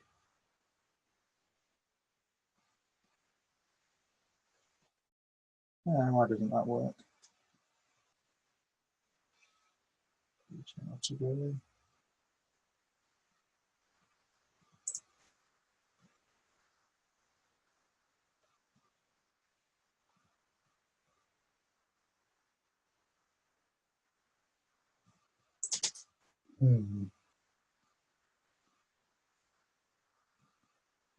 Okay, I've obviously got something slightly wrong in that example there, but it should, in theory, we should be able to read in and push it through. And when I did the example the other week, actually, if you run it through, this was what you saw on the original image. So you saw the original image here, and you see the modified black and white image. So it's just a really simple example of one going through to the other. But now, so if we go back to looking at the web app, and hopefully the web app will work. So if we go back to custom content, why doesn't that work? So if we go back to this web app, if we look at our edit web app page, we've got the session 3 again. As I said, we've got this. We've just added in Hello Ultra96. Go back on that. Got session 3 Python. We've got the session 3 HTML name setting there, and then we've got these two names setting down.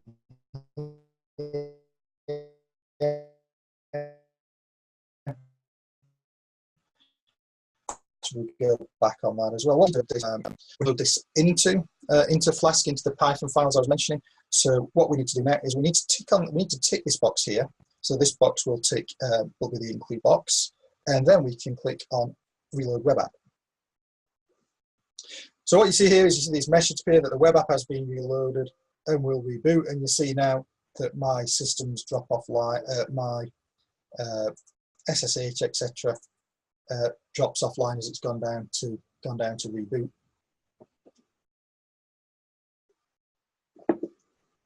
And so the system will reboot and come up, and hopefully on my other laptop I can reconnect to that.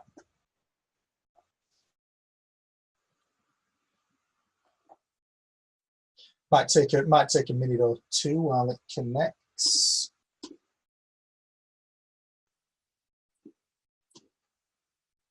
I'll see if it finds some networks for me.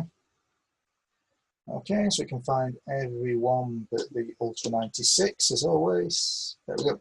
So there's the Ultra96. Come up. I'm going to connect to that on my other laptop, and I'm just going to flip over the internet configuration such that it's configured to my network so that you can all see it on my drive. It might take a few seconds for it to do that.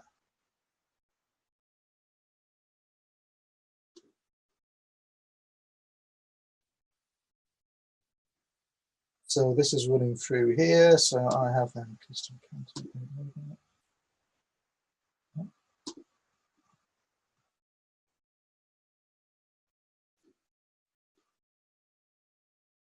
Okay, so then go to configurations, Wi-Fi setup,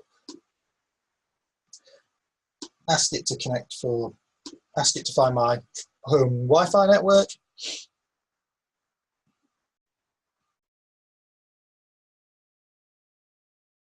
Which does take a few seconds. I mean, if anybody's got any more questions that they'd like me to answer in the, I've tried to answer as many as I can going on, but if anybody's got any questions, then please feel free to ask as we go along.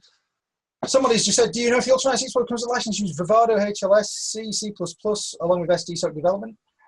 Yes, it does. So you've got full access to the SD, so you can use HLS if you want.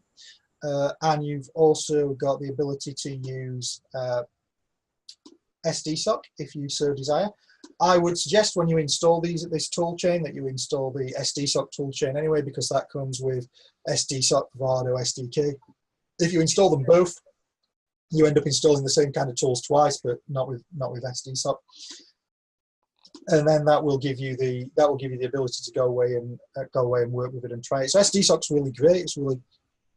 It's really powerful. You'll need a you'll need a platform for SDSoC. So you'll need to go to zboards.org, the support link I showed earlier on, and that's where you can grab the bare metal application from.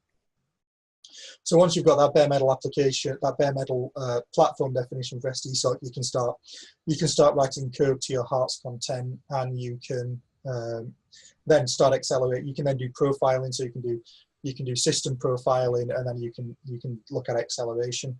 One thing I will say, I did run a one-day SDSOC course at FPGA Congress about 6 months ago now. And one thing I will say is you need to consider the data that you're transferring between the processor system and the programmable logic when you move it. The acceleration is great because you're in programmable logic, but if you're just sending 1 or 2 bytes at a time, you don't really get much in the way of improvement.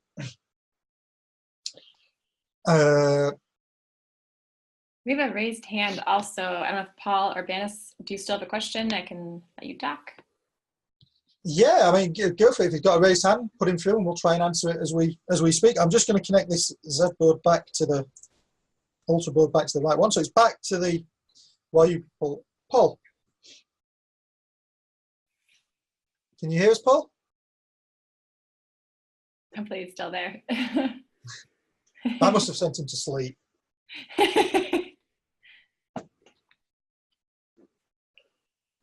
So Greg asked a question. Gregory asked a question about using the SDSOC platform for the Ultra96. He said he had some issues with it. I've not tried it yet, but I tell you what I will do. I will grab that image, the platform, and I will create a blog out of it and put it up on the MicroZ Chronicles in the next. This week's gone because I happen to receive an RF SOC board, so this week's all about the RF SOC. But I'll take that SDSOC platform and I'll create a blog about how to get it up and running and just clear it. So if you keep an eye on my website, you should be able to find something there. Paul said, on my board, errors regarding fonts, skipping no such directory, doing smart install opencv.dev. I don't think so, Peter. But if you can see it in there and you can run it through, then hopefully not. If you can do the install command as I showed you to check whether it's installed and see whether it's there or not. Mohammed, you said, how can I connect the Ultra96 to the internet? So that's right, actually. I did that all off screen because I had a second laptop to connect it to it. So if you go to configurations, I think you may have missed this. So if you go to configurations and you go to Wi-Fi setup, and I can't do it because it'll drop from my Wi-Fi connection, and then I'll have to go back through it. But if you click on this button down here, refresh connections, it'll go away and it'll pull up all the Wi-Fi networks that are currently available to you, and you can click on then which one you want. You'll have a list under open and a list under encrypted networks. Select the network that you want, and then you can enter your network passphrase. So in fact, actually, if I show you my other laptop, oh no, it's still connected. So yeah, but it's quite simple. All you need to do is select the Wi-Fi that you want, and then hit enter your passphrase, and it'll connect to the website, and you can connect to the internet, and you can go away. And actually, in a minute, we're going to show how we can 15 or 20 minutes or so left, and then we can show how we can do that. So that's how to make it connect to your home network and to the wider world. We got some news from Paul. He says that his microphone's not working, but he just wanted to make sure the person who had an issue with UART was aware of his link to boot.bin that he linked earlier. So so somebody asked about the question about the RF SOC. So if you look on the, not quite related to this website, but if you look on the microzchronicles.com, it'll be coming up this week. Hopefully, I think I've just finished it. It's quite amazing. The revision library. There's an interesting question about revision libraries available for the Ultra96. So the revision libraries they need the Linux support. So you really need the SDSOC Linux version to actually get that all up and running, I think, and then it should be available. Obviously, you can use HLS in the meantime if you want, or you could pull the revision libraries if you're feeling really advanced into your HLS design and create some HLS blocks with it. If you're curious how to do that, I've got a blog and a project for everything. There's a project on Hackster which shows how to do something reasonably similar with popping HLS blocks into image processing chains and such like. Somebody has a question about TensorFlow, but I'm going to have to admit my limitations of knowledge on that one. So maybe Robert could talk about that, or we could take that as a question offline and do it all there.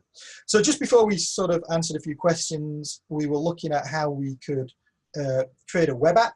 So we created the web app. We rebooted the application because you have to reboot the Ultra96 for it to load the web app. and it should all be up and running now. So excuse me. And so the proof is in the pudding. If I click on View on my screen here, we should see a simple Hello Ultra96 web page, which we do. And you can then go away and start filling this through to your heart's content of adding in buttons, text, images, and such like. As I said, the best way to do this, and if you spend some time, let's connect to it with SCP again. If you spend some time and look at some of the web apps that already existed, they've already been created. So if you look at some of the projects and you browse around the file structure that's in there on the Ultra96, if you look at some of the tutorials, for instance, the Grove, it's not that one, sorry. If you actually look at the web server, so down the bottom, you will see that we've added, opening up the web server, this is what needs reloading. Down the bottom, you will see that it's added in our session 3 code that we created for our backend. So that's been added in there. What we can see in some of these is a great example, actually, if I can find one, is how they do the temp display. So if you look here, so these are the examples where they run the Grove starter kit connected to it, and they run the temperature examples and such like. So what you can see here is they essentially change direct in their back end. You essentially change directory to where a script's located, and it's in that script that you add all the functionality that you want to manipulate, such that you don't have to actually go through and create each time you make a change or make a mistake, you have to reload the bootloader, the web app. So we've done all this and we've got a little bit of time left, I hope. So what I wanted to show you is how we can actually get this to throw some data out onto the internet as well. It's quite simple to do. I always tell everybody, if I can do it, anybody can do it. So what I have is, I don't know if anybody's aware, but there is a Adafruit offer a cloud that you can send data to. Now I've created a feed in this cloud, one called Test, which was for my If This Then That project that's based on the Ultra96, and one called Sine Wave, which has just got a really simple list of data in it, although there's actually no live data in it at the moment, which is quite important to show. In our restart this putty window, log in as root. In our example, in our final example, I have a simple script that will communicate with the Adafruit cloud and will write a number of sine wave values into that value, such that you can pick it up, you can log it. The example I created previously, it uses it to monitor temperature. It uses a temperature sensor to monitor temperature, and then integrated with If This Then That to flash Philips Hue LED lights around the house to tell me if the nursery was too warm. But it's just showing an example of how we can connect the Ultra96 to the internet and share some data, and then kind of that really takes us to the end of this session. So if we go back here, so we're at the top level, what I want to do this, we actually need to install the Adafruit cloud libraries, because I don't have these in. So we're going to do pip3 install Adafruit. I'm an engineer, so I can't spell Adafruit-IO. And this should go away, and it should grab us all of our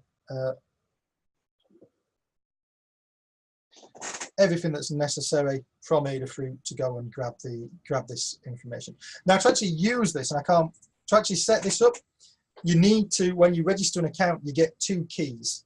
So you get a username and a secret key to log in and communicate with it. So none of my code that I'm sharing shares you the secret key, because otherwise it would do it. But if you wanted to create your own, then you can do the same under the view AIO key.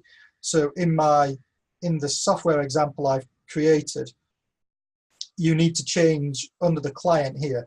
You need to click the change me. You need to update the change me elements in there. So this one you need to change to be your your username, and this one you change to being the key that you get from the Adafruit cloud. Or maybe you have a different cloud that you want to talk to, but many of them go in a different manner. So once we've got that, it'll run through. It'll give us a warning about having pip pre using a slightly older version of pip than we are. But we can come down here and in WinSCP again, I can upload my Python session. Do I need to upload my me session?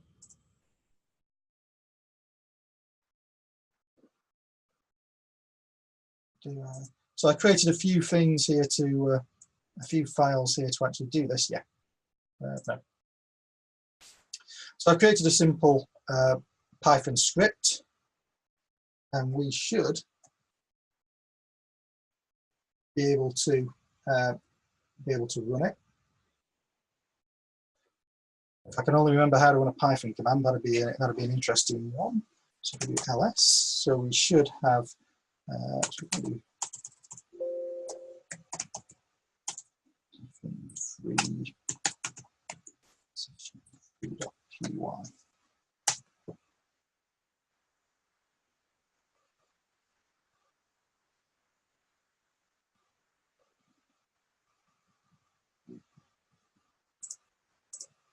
And there we go. So what we see now on my screen is the script's running, as we're actually just running out. And the graph's not actually that good. The graphical representation's not too great. I admit that, but that's nothing to do with me. But you can see the values are going up, and they're still coming up. So they're at 717.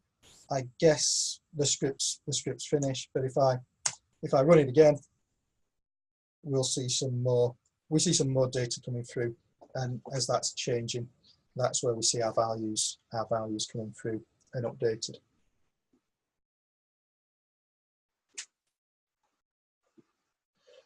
So somebody's just asked a question. This one's just asked a question about, can we use a smart update on the website for installing modules like OpenCV? It's not, because and I might be wrong, but I don't think so. So we go home. Where are we? Update smart. LCD, go SoC smart. So if you look at this initially, so this will allow us to smart will allow us to update the packages if they're installed, but it won't allow us to initially to install them. So as you see the commands down here, so we can install the packages there. But when I tried the smart update page actually and asked it to update an OpenCV, it actually didn't seem to actually update them. So it updated them, but it didn't seem to install them, I should say. And I went around that loop. A few times. Okay, so I've answered that one.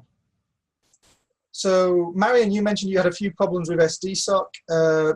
Is there any chance you could expand on that in a question a little bit, so as I know what issues you've got, to try and kind of address that when I write the blog, to make sure it hits all your pain points and removes it. But yeah, I mean, it's been a really whistle-stop 3 hours on this tutorial now, as we've pretty much coming to the end of it. But we've gone really from literally how to create an example in Vivaro, how to write a simple SDK project. And I apologize that the SDK project was a little corrupted. I don't know what went off there, but we managed to recover from that and show all the way through. And then how to update the Linux operating system, how to create a simple software application that could read that, and then how to create some of these web apps and create custom content on the Ultra96. So it's been for me, it's been really great sitting down and writing this course and thinking about it all. I think the slides, if you've got the slides, they should be available on the web chat on the web chat Zoom. So you should be able to see those slides. I wrote those slides as kind of like a tutorial book, like a university lab book. So they are pretty much handover, page by page. Here's how to do this. Here's how to do that. Here's how to do the other. Okay. There's Marion's just put something up there about the matrix multiply one. So I'll take a look at that over the weekend while I'm waiting for XDF. Yeah, I mean, any other questions? Anybody wants to come and make any points, then please raise your hand and we'll talk to them. And if not, I guess it's another few minutes break after that, and then it's on to Robert, I guess.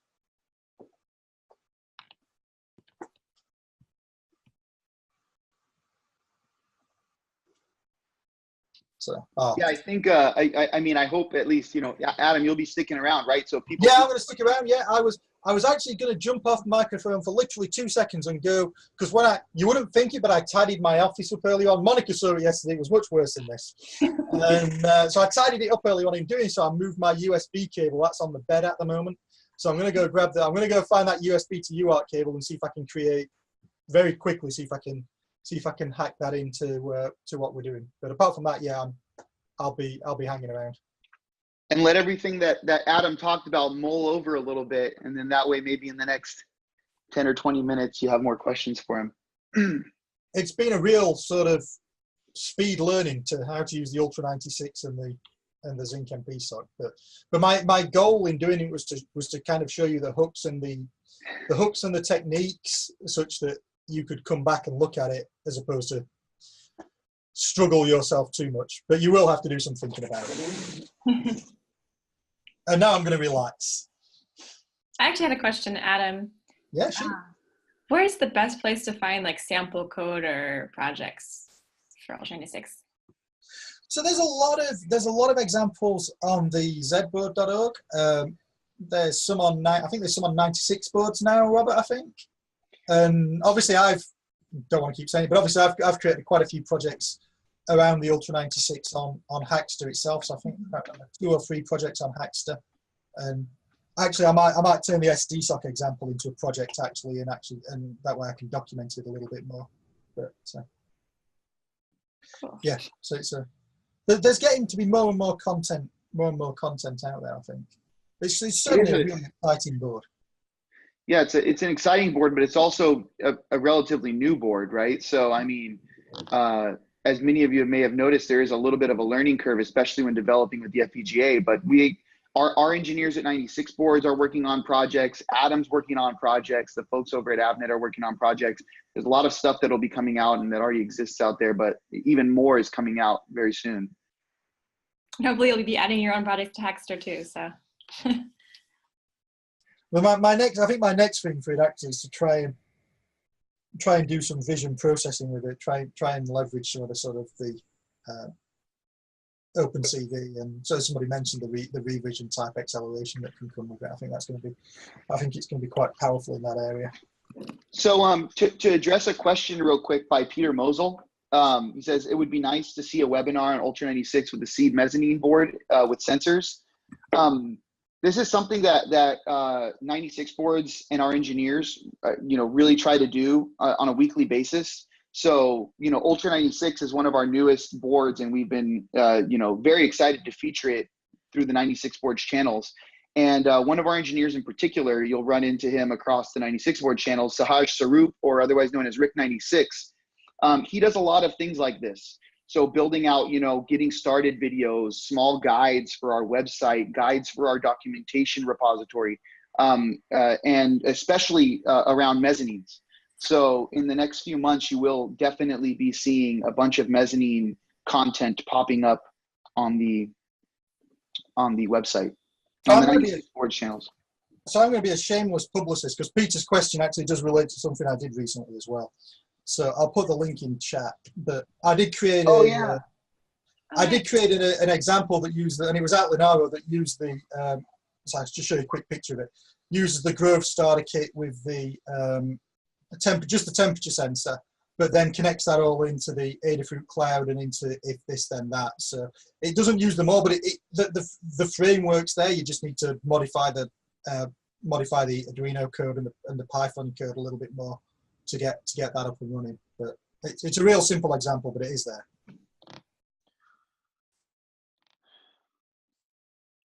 All right, Robert. Well, that's a good segue, I guess, for 96 boards. So for those of you guys who weren't here at the beginning, Robert is the community manager for 96 boards, and he's an engineer. He'll be talking about what 96 boards is and Linaro. So go for it.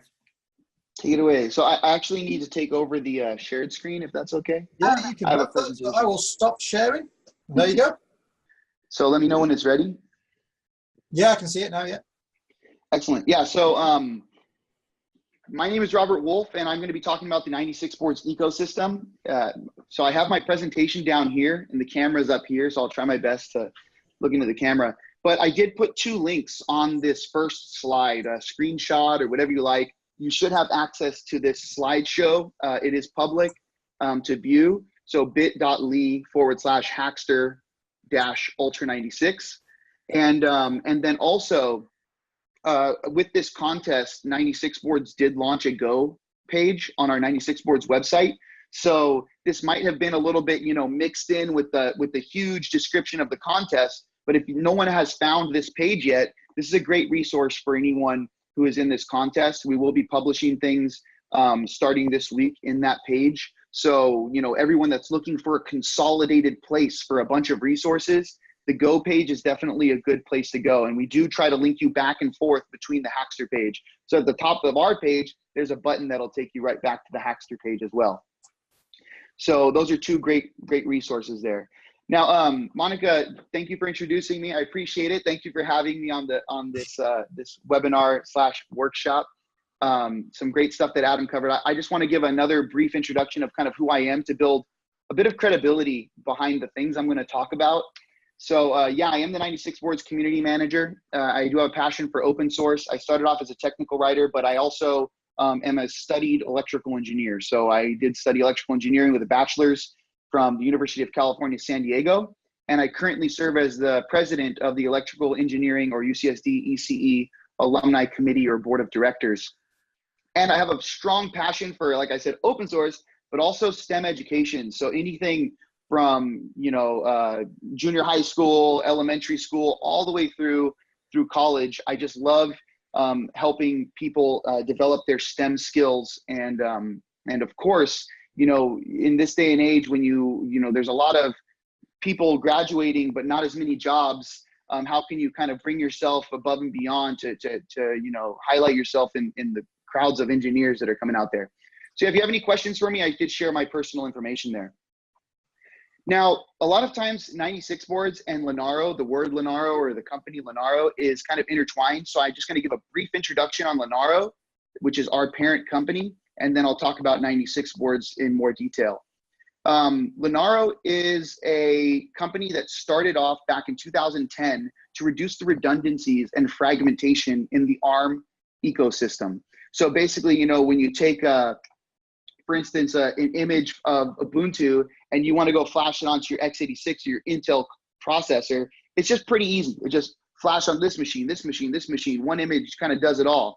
Well, in ARM, it's not really that way. ARM has been, traditionally known for cell phone chips or tablet chips. And so our goal with Linaro has been to really kind of like bring these people together, bring the vendors together, the chip makers together, manufacturers and distributors, to kind of create this strong ecosystem around ARM SoCs, system on chips. But I'm not going to talk too much about that. So if you like, feel free to go visit the Linaro website. And of course, if you want to ping me later on, I would be glad to talk to you more about Linaro. 96 boards was founded several years later after Linaro, and this was to solve the same problem. So when Linaro first started, people were anxious to get their hands on the ARM hardware they needed to develop and reduce these redundancies and fragmentation. Well, in those times, there really wasn't much access to the ARM hardware, right? And if there was, it was either very expensive or had very long lead times. And 96 boards came together with a bunch of our partners from Linaro to basically say, listen, we need to fix this. We need to create low-cost development platforms with ARM SoCs and we need to make them readily available for all of our developers. And this is where we came from. So again, I would suggest going and reading a little bit more about 96 boards. But all in all, 96 boards is a specification that allows our partners, various chip vendors, to come together to build a strong ARM-based development platform or single board computer that is SoC agnostic, but on the same footprint. So this allows us to build an ecosystem. So talking about 96 boards and the 96 board specification, you'll kind of notice across these different specifications, the form factor remains the same, the IO remains the same, but the SoC can differ. Now, I'm going to focus more on the Ultra96, but I just wanted to just kind of let people know this is 96 board specification and this is how it works. So if you look like all the way to the left, you have the Ultra96 board, but as you kind of go to the right, you can see other 96 boards with the same form factor and different SoCs. This again is what allows you to kind of consume an entire ecosystem or put out a board like Ultra96 that allows you to adopt the current ecosystem that already is there and communities. So focusing on, I clicked it, there we go. Focusing on these different specifications, you can tackle different verticals or different markets. You can tackle IoT, mobile, home, networking, all different types of markets. And I want to kind of take one example as a use case here and take I don't know why, but it's delayed every time I click this. There we go. I want to take one example as a use case saying, let's focus on AI. Let's focus on the hardware being the Ultra96, and then let's focus on some application layer, say that you want to create, or an application layer that you want to utilize. That would basically take you to a separate section of boards within the 96 boards ecosystem that you would then say want to use for your development. Now, people always ask me, compare this with the Raspberry Pi, compare this with the BeagleBone. And we have nothing against any of those boards. We love those boards. In fact, they allow people to get their hands, dirty and get their first experience with embedded systems. And in a lot of cases, the Raspberry Pi, I like to say to people, is good at everything, but it's not really great at anything.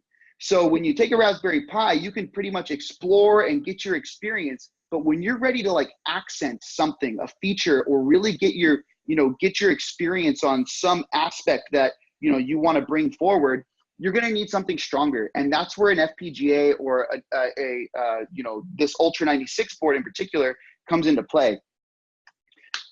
So Adam talked about, Petalinux a lot, right? But the 96 boards world is more than just Petalinux. And I know that Petalinux serves its purpose for the Ultra96, especially when it comes to utilizing the FPGA to its max.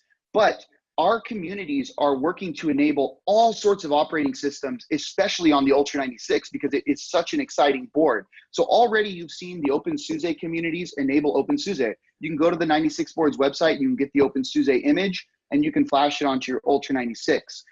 Red Hat Fedora is working on enabling the the Fedora images on there. You also have Xware and several other people who are working to upstream the chipset as well as the board to make it just kind of boot off of these different images. So there's a lot of work going on around this. Our communities are very active, and you can expect a lot of things coming out in the future around this board in the very near future. So again, talking about this hardware story with the Ultra96, this is kind of what you can see here, the different specifications at the bottom level. We're going to focus on the consumer edition, building up to your vertical. So, what market are you trying to work with, choosing your operating system, and then applying your application to it, right? So let's focus on this. And again, what I wanted to look at was the Ultra96 as your consumer edition. Let's just say you wanted to work in AI or machine learning. You chose Fedora, and then you went over to the Mozilla IoT. So all of this is enabled right now. You can actually go in there and you can go work with this block diagram. So you can say, I want to work on Mozilla IoT. Everything's already enabled. You can go in there and start creating applications with Mozilla IoT. If you have any questions about this kind of stuff, of course, you can bring it to me later, but this is just an example of using the board for one particular path. So in summary, 96 boards is an open hardware, a set of open hardware specifications, and it is a member-driven company that allows you to build SoC agnostic hardware to reduce the redundancies and fragmentation in the ARM ecosystem. So this is very exciting when it comes to, you know, working with other SoCs. You can bring all of your development across the SoCs and land on the development platform that you feel most comfortable with, or that might work the best with your particular project. So that's my spiel for 96 boards and Linaro. But what I'm more excited about talking about is the 96 boards initiatives. So for the people who sat through this entire workshop, and for the people who are still excited about working with Ultra96, these are the different channels that you can use from 96 boards to kind of get more involved with the community and consume the different aspects of the 96 boards ecosystem. So, sorry, again, there's a delay every time I click the button. I can't see what's next. There we go. So many people I'm sure didn't know this, because we've been sitting in the call every Thursday, that we've been hosting in office hours every Thursday for everyone that's in this contest. Now, you can join us for 1 hour a week. We have people from Avnet, people from Xilinx, people from 96 boards. We go sit in a Blue Jeans call and we wait for people to stop by. You can get access to that through the website that I shared at the beginning, and I will have links to this again at the end. But for the most part, this all stemmed from an initiative 96 boards launched called Open Hours. This is a live podcast that happens every Thursday at 4 p.m. UTC. And you can join us where we do interviews, talk with people in the tech world, and just have fun, genuinely just have fun, and explore different aspects of the 96 boards ecosystem. But it's not just limited to 96 boards. We also go off and branch into other exciting things in the STEM world as well. So for anyone who's interested in joining us for this particular show after you've created your projects or while you're working on them, we'd love to host you on that show. Now I'm going to kind of go through each one of these here. I wish I didn't have this delay. Every time I click a button, stuck.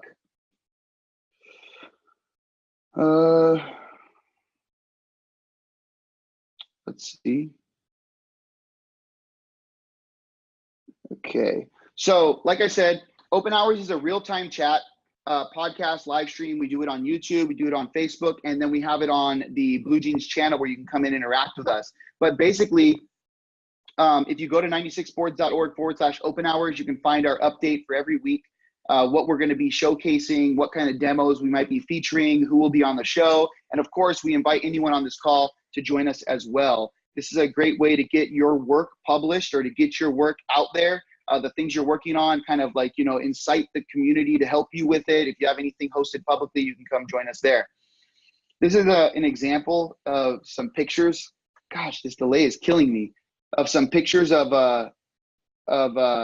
people that have joined us. So on the top left, you have Keith Lee from Gumsticks, who came on and built a drone with 96 boards. On the top right, you have this whole crew of people that flew up from Brazil to hang out with us. And talk about their different projects they've been developing. The bottom, that was me in an elf hat. We did a Christmas special.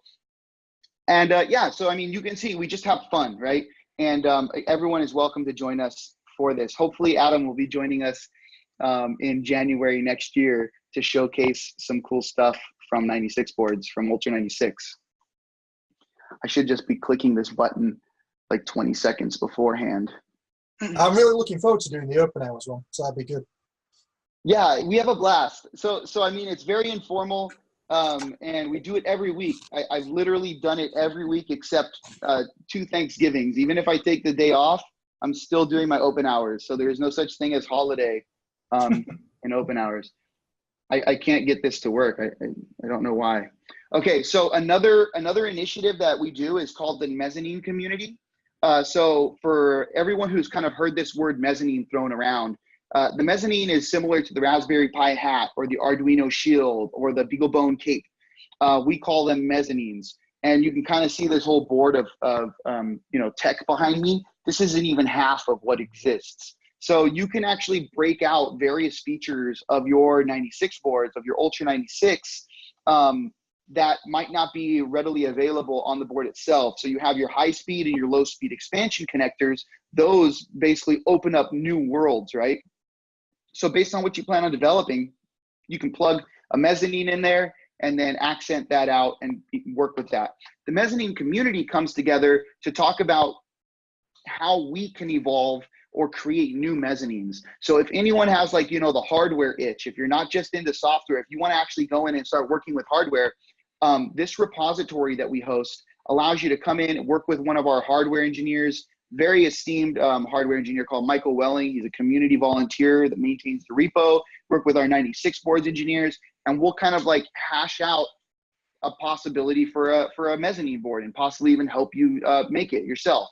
A really cool thing about this as well is that we provide you with the templates. These templates have already been printed out and tested. So you have a KiCad template, an EagleCAD template, and an Altium template. You can just go fork the repo, take the templates, build your mezzanine, and if you like, we'd love that if you contribute it back.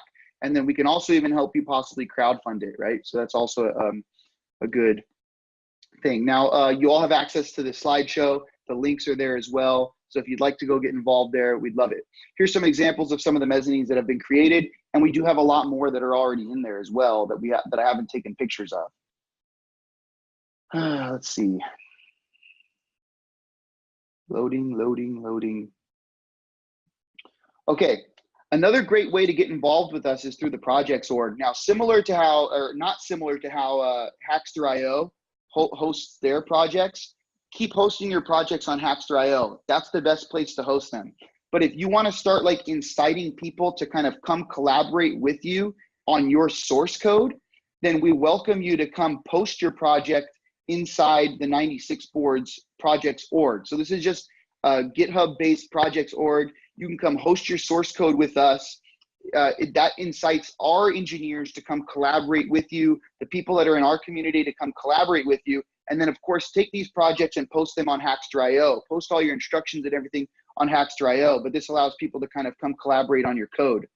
So it's very nice little place. Also, if you are getting stuck on certain things, there's a possibility that someone might have posted a project in here that has not yet made it to the mainstream areas yet while they're still building it out, right? So that's another good place to go, projects.org.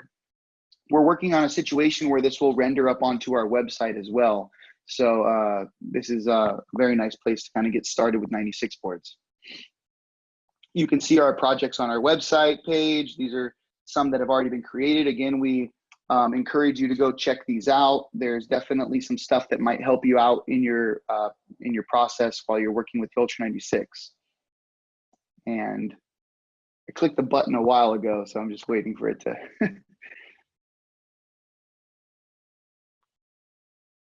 Oh my gosh. Okay, and then there's the links to the resources.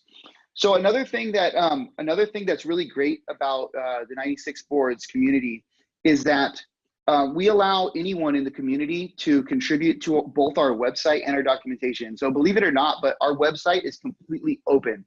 96 boards is completely open. You can go to our website repository, which I'm pretty sure if you just go github.com/96boards/website, you'll see that we have everything there gets rendered up onto our 96boards.org. If you find a typo or if you want to contribute something that you feel would make our website better, we'll definitely review it and we'll take it into account. Otherwise, just post an issue. Same thing with our documentation, completely open. We welcome contributors to that. We do have quite a few people who are helping us out in the community. And this is a great way to kind of if you aren't really familiar with Git yet, or if you aren't familiar with kind of working in an open source ecosystem, this is a great way to get familiar because we love helping people with this kind of stuff. Don't feel embarrassed if you haven't done anything like this before. We would love to, coach you through this and have you as a part of our community. So here's the two links that I was mentioning. And again, you have access to these. Another great thing that we have is the 96 boards pinout. This was forked off the pinout.xyz, which was a Raspberry Pi pinout section. We requested to the owner of that to allow us to do this. So this is all legit.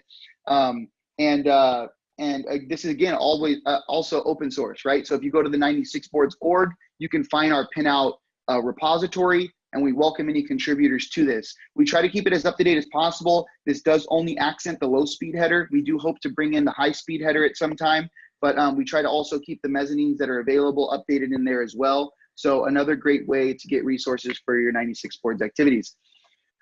Open source academics. If I'm going too fast, are there any questions coming up, Monica? Or, I mean, I don't know. No questions right now. Okay, great. So open source academics is another great thing that we're going to be launching, and this might go in through like this is going to go on hopefully indefinitely, but we're creating a bounty system for industry and academics, essentially a way for people in the academic world, people in the industry to post bounties for people in the academic world. We've kind of, at least my experience in academics has been that if you don't get an internship, or most people in their freshman and sophomore year of college don't get internships. It's just kind of normal. And yet they are still wondering what they can do to kind of like, bring themselves, accent themselves in industry. And so we're creating this because we want people to start creating an online portfolio, a digital portfolio of the things that they've done, because code really does matter. And then you put your GitHub account or your place where you're showcasing all of your works on your resume. And so this allows you to kind of like have, in a way, kind of an internship. And by teaming up with industry partners within the 96 boards ecosystem, we're making sure that the students are actually working on things that matter. So industry will post bounties with incentives for the students to work on. And then the students will then get to work on this in a certain amount of time, deliver the bounty, and then collect their gift, right? So hopefully that's what we're looking at. Another great initiative that we launched was the 96boards.ai. And Adam was mentioning whether or not we have any demos around or someone was asking, and Adam said, oh, maybe 96 boards has some stuff. Well, we're planning on hosting a lot of demos here on the 96boards.ai website. I'll kind of let you read a little bit about it here in this next slide. But basically, these demos will have been created as kind of foundational use cases for the Ultra96 from the Avnet and Xilinx team. So as far as I know, they will be contributing various demos to this website. So you can go check that out later. But basically, you take all of our 96 boards, you grab a small section of them, and you say, these are really good for AI. The Ultra96 happens to be amazing board for using for AI and machine learning type applications. So on the last thing I have here, this is just kind of opening up more of our channels to anyone who's interested. And I did mention this already in the chat, but we do have a 96 board Slack. I'd recommend everyone joining this. Adam is in the 96 board Slack, so maybe if stuff does come up, he can help answer questions. I have some of my own engineers in there as well as myself. We'll be answering questions around the Ultra96. And then, of course, all of the orgs and repos that I mentioned above, you can go post issues, get questions answered there. And then one thing that you might really want to use is the forums. So a lot of times we get questions asked in a private email or in this chat, right? And it serves people a lot more good when it's posted in the forum because it allows the community to grow as well. And so this is it allows the community to grow and also experience what you experienced. Most people have a lot of the same issues. And so we would definitely encourage people to use the 96 boards forums. And then last but not least, you have resources that can be located through the 96 boards Go page and connect.lenaro.org because Xilinx and Avnet did do several sessions at the last Lenaro Connect. And so you can go check those out. There's some videos. Adam, you did one, right? Yes, I did. Yeah, I did a video and a session at Lenaro Connect. Yeah. Yeah, so you can go check that out, and you'll see some sessions there from some of the Xilinx Avnet folks, 96 boards. We do sessions, and ways to get more resources and information about the ecosystem. So the last thing that I didn't put on here is I would definitely recommend checking out the Hackster.io YouTube and the 96 boards YouTube. So I'm pretty sure a lot of you are already subscribed to that, but if you aren't, Hackster.io has done a lot of really good videos already before this one with Alex Glow, and then there's some other ones that went up there where we talked about the Ultra 96. I think Brian Fletcher from Avnet came on, did some really cool stuff around it as well. So definitely check out the Hackster.io YouTube and the 96 boards YouTube, because there's a lot of videos that maybe you weren't aware of that are already up there around these boards. And so I think that's all I have right here is this, and then a bunch of resources around here too. So that's all I have. If anyone has any questions. And you should have access to the slideshow. That's great. Sorry? That was great. Thank you so much. And maybe is the Slack, you have a Slack as well? Yeah, so there's a Slack channel. If you go to the 96boards.org website and then under support, so just 96boards.org and then support. I'll share the Slack channel in the chat here real quick. So chat, there's the Slack channel. Cool. Yeah, definitely a great resource, the Slack channel. There's folks from Avnet, Xilinx, 96 boards, and when you join, unfortunately, you join into our generic water cooler channel. So if you do want to join the Ultra 96 channel, just ping in that channel and say, oh, I'm from the workshop or something, and I'll add you to the Ultra 96 channel. Cool. Yeah, so in fact, I'll just post it in there right now. It's just hashtag Ultra 96 Ultra 96. And anyone who's in the water cooler channel can join it.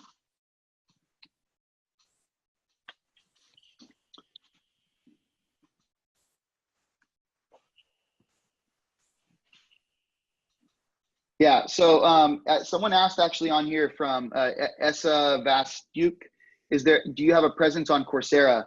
I personally do. I did a Coursera course, what was this, years ago now with UCSD around another 96 boards, which some of the content still could help you out with this board, considering the nature of the ecosystem. But if you are interested in checking that out, I've recorded over 500 videos for Coursera. So you can go on there and search for it. It's an IoT course.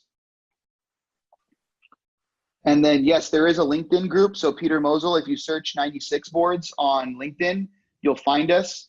We are linked also to Linaro. So I think if you just, and I could share these links in here, I guess, while we're talking. LinkedIn. Yeah. And so lots of people ask this, but yes, we'll be sending out all the links and the slides and the recording. Those will go out in an email probably tomorrow, because I still have to make sure they're watch the recording through and make sure it's good, and it's a 4-hour recording, so that might take a little bit to watch.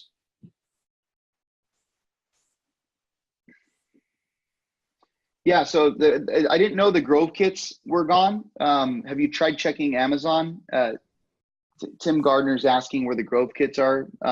Amazon sometimes might have some. So.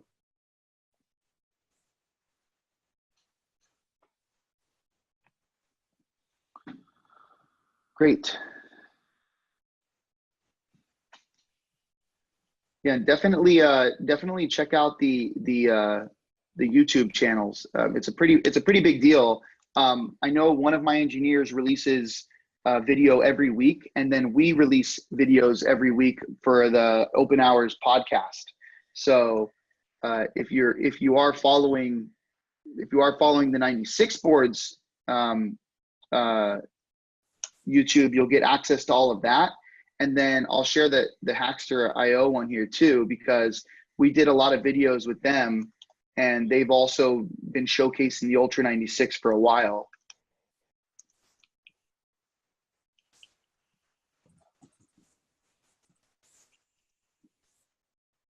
Yeah, those are two channels you can go check out for Ultra 96 content.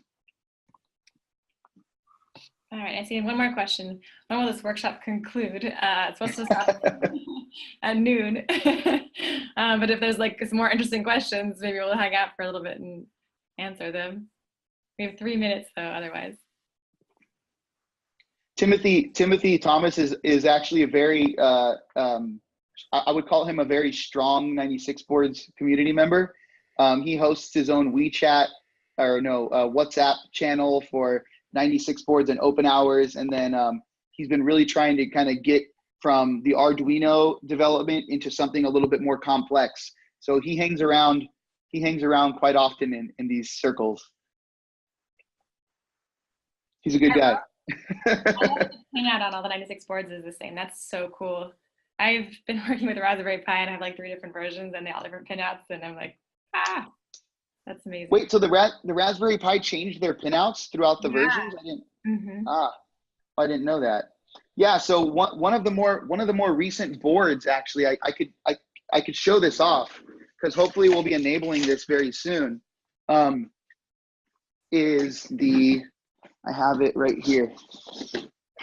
So there's a company called Shiratech that is making a bunch of boards for a 96 boards ecosystem, and one of them is an FPGA mezzanine. So you have your Ultra 96 board, right, running your core FPGA, and then now you can plug this board on top of your Ultra 96. This will be available very soon, and this breaks out the Raspberry Pi ecosystem, and it breaks out the Arduino ecosystem. So now what you could do is you could literally program all of the big hardcore tasks to be done on the base board, which is your Ultra 96, and then you could still use Raspberry Pi hats or Arduino shields along with this mezzanine. So definitely bridging the different ecosystems together. Very nice work done by them.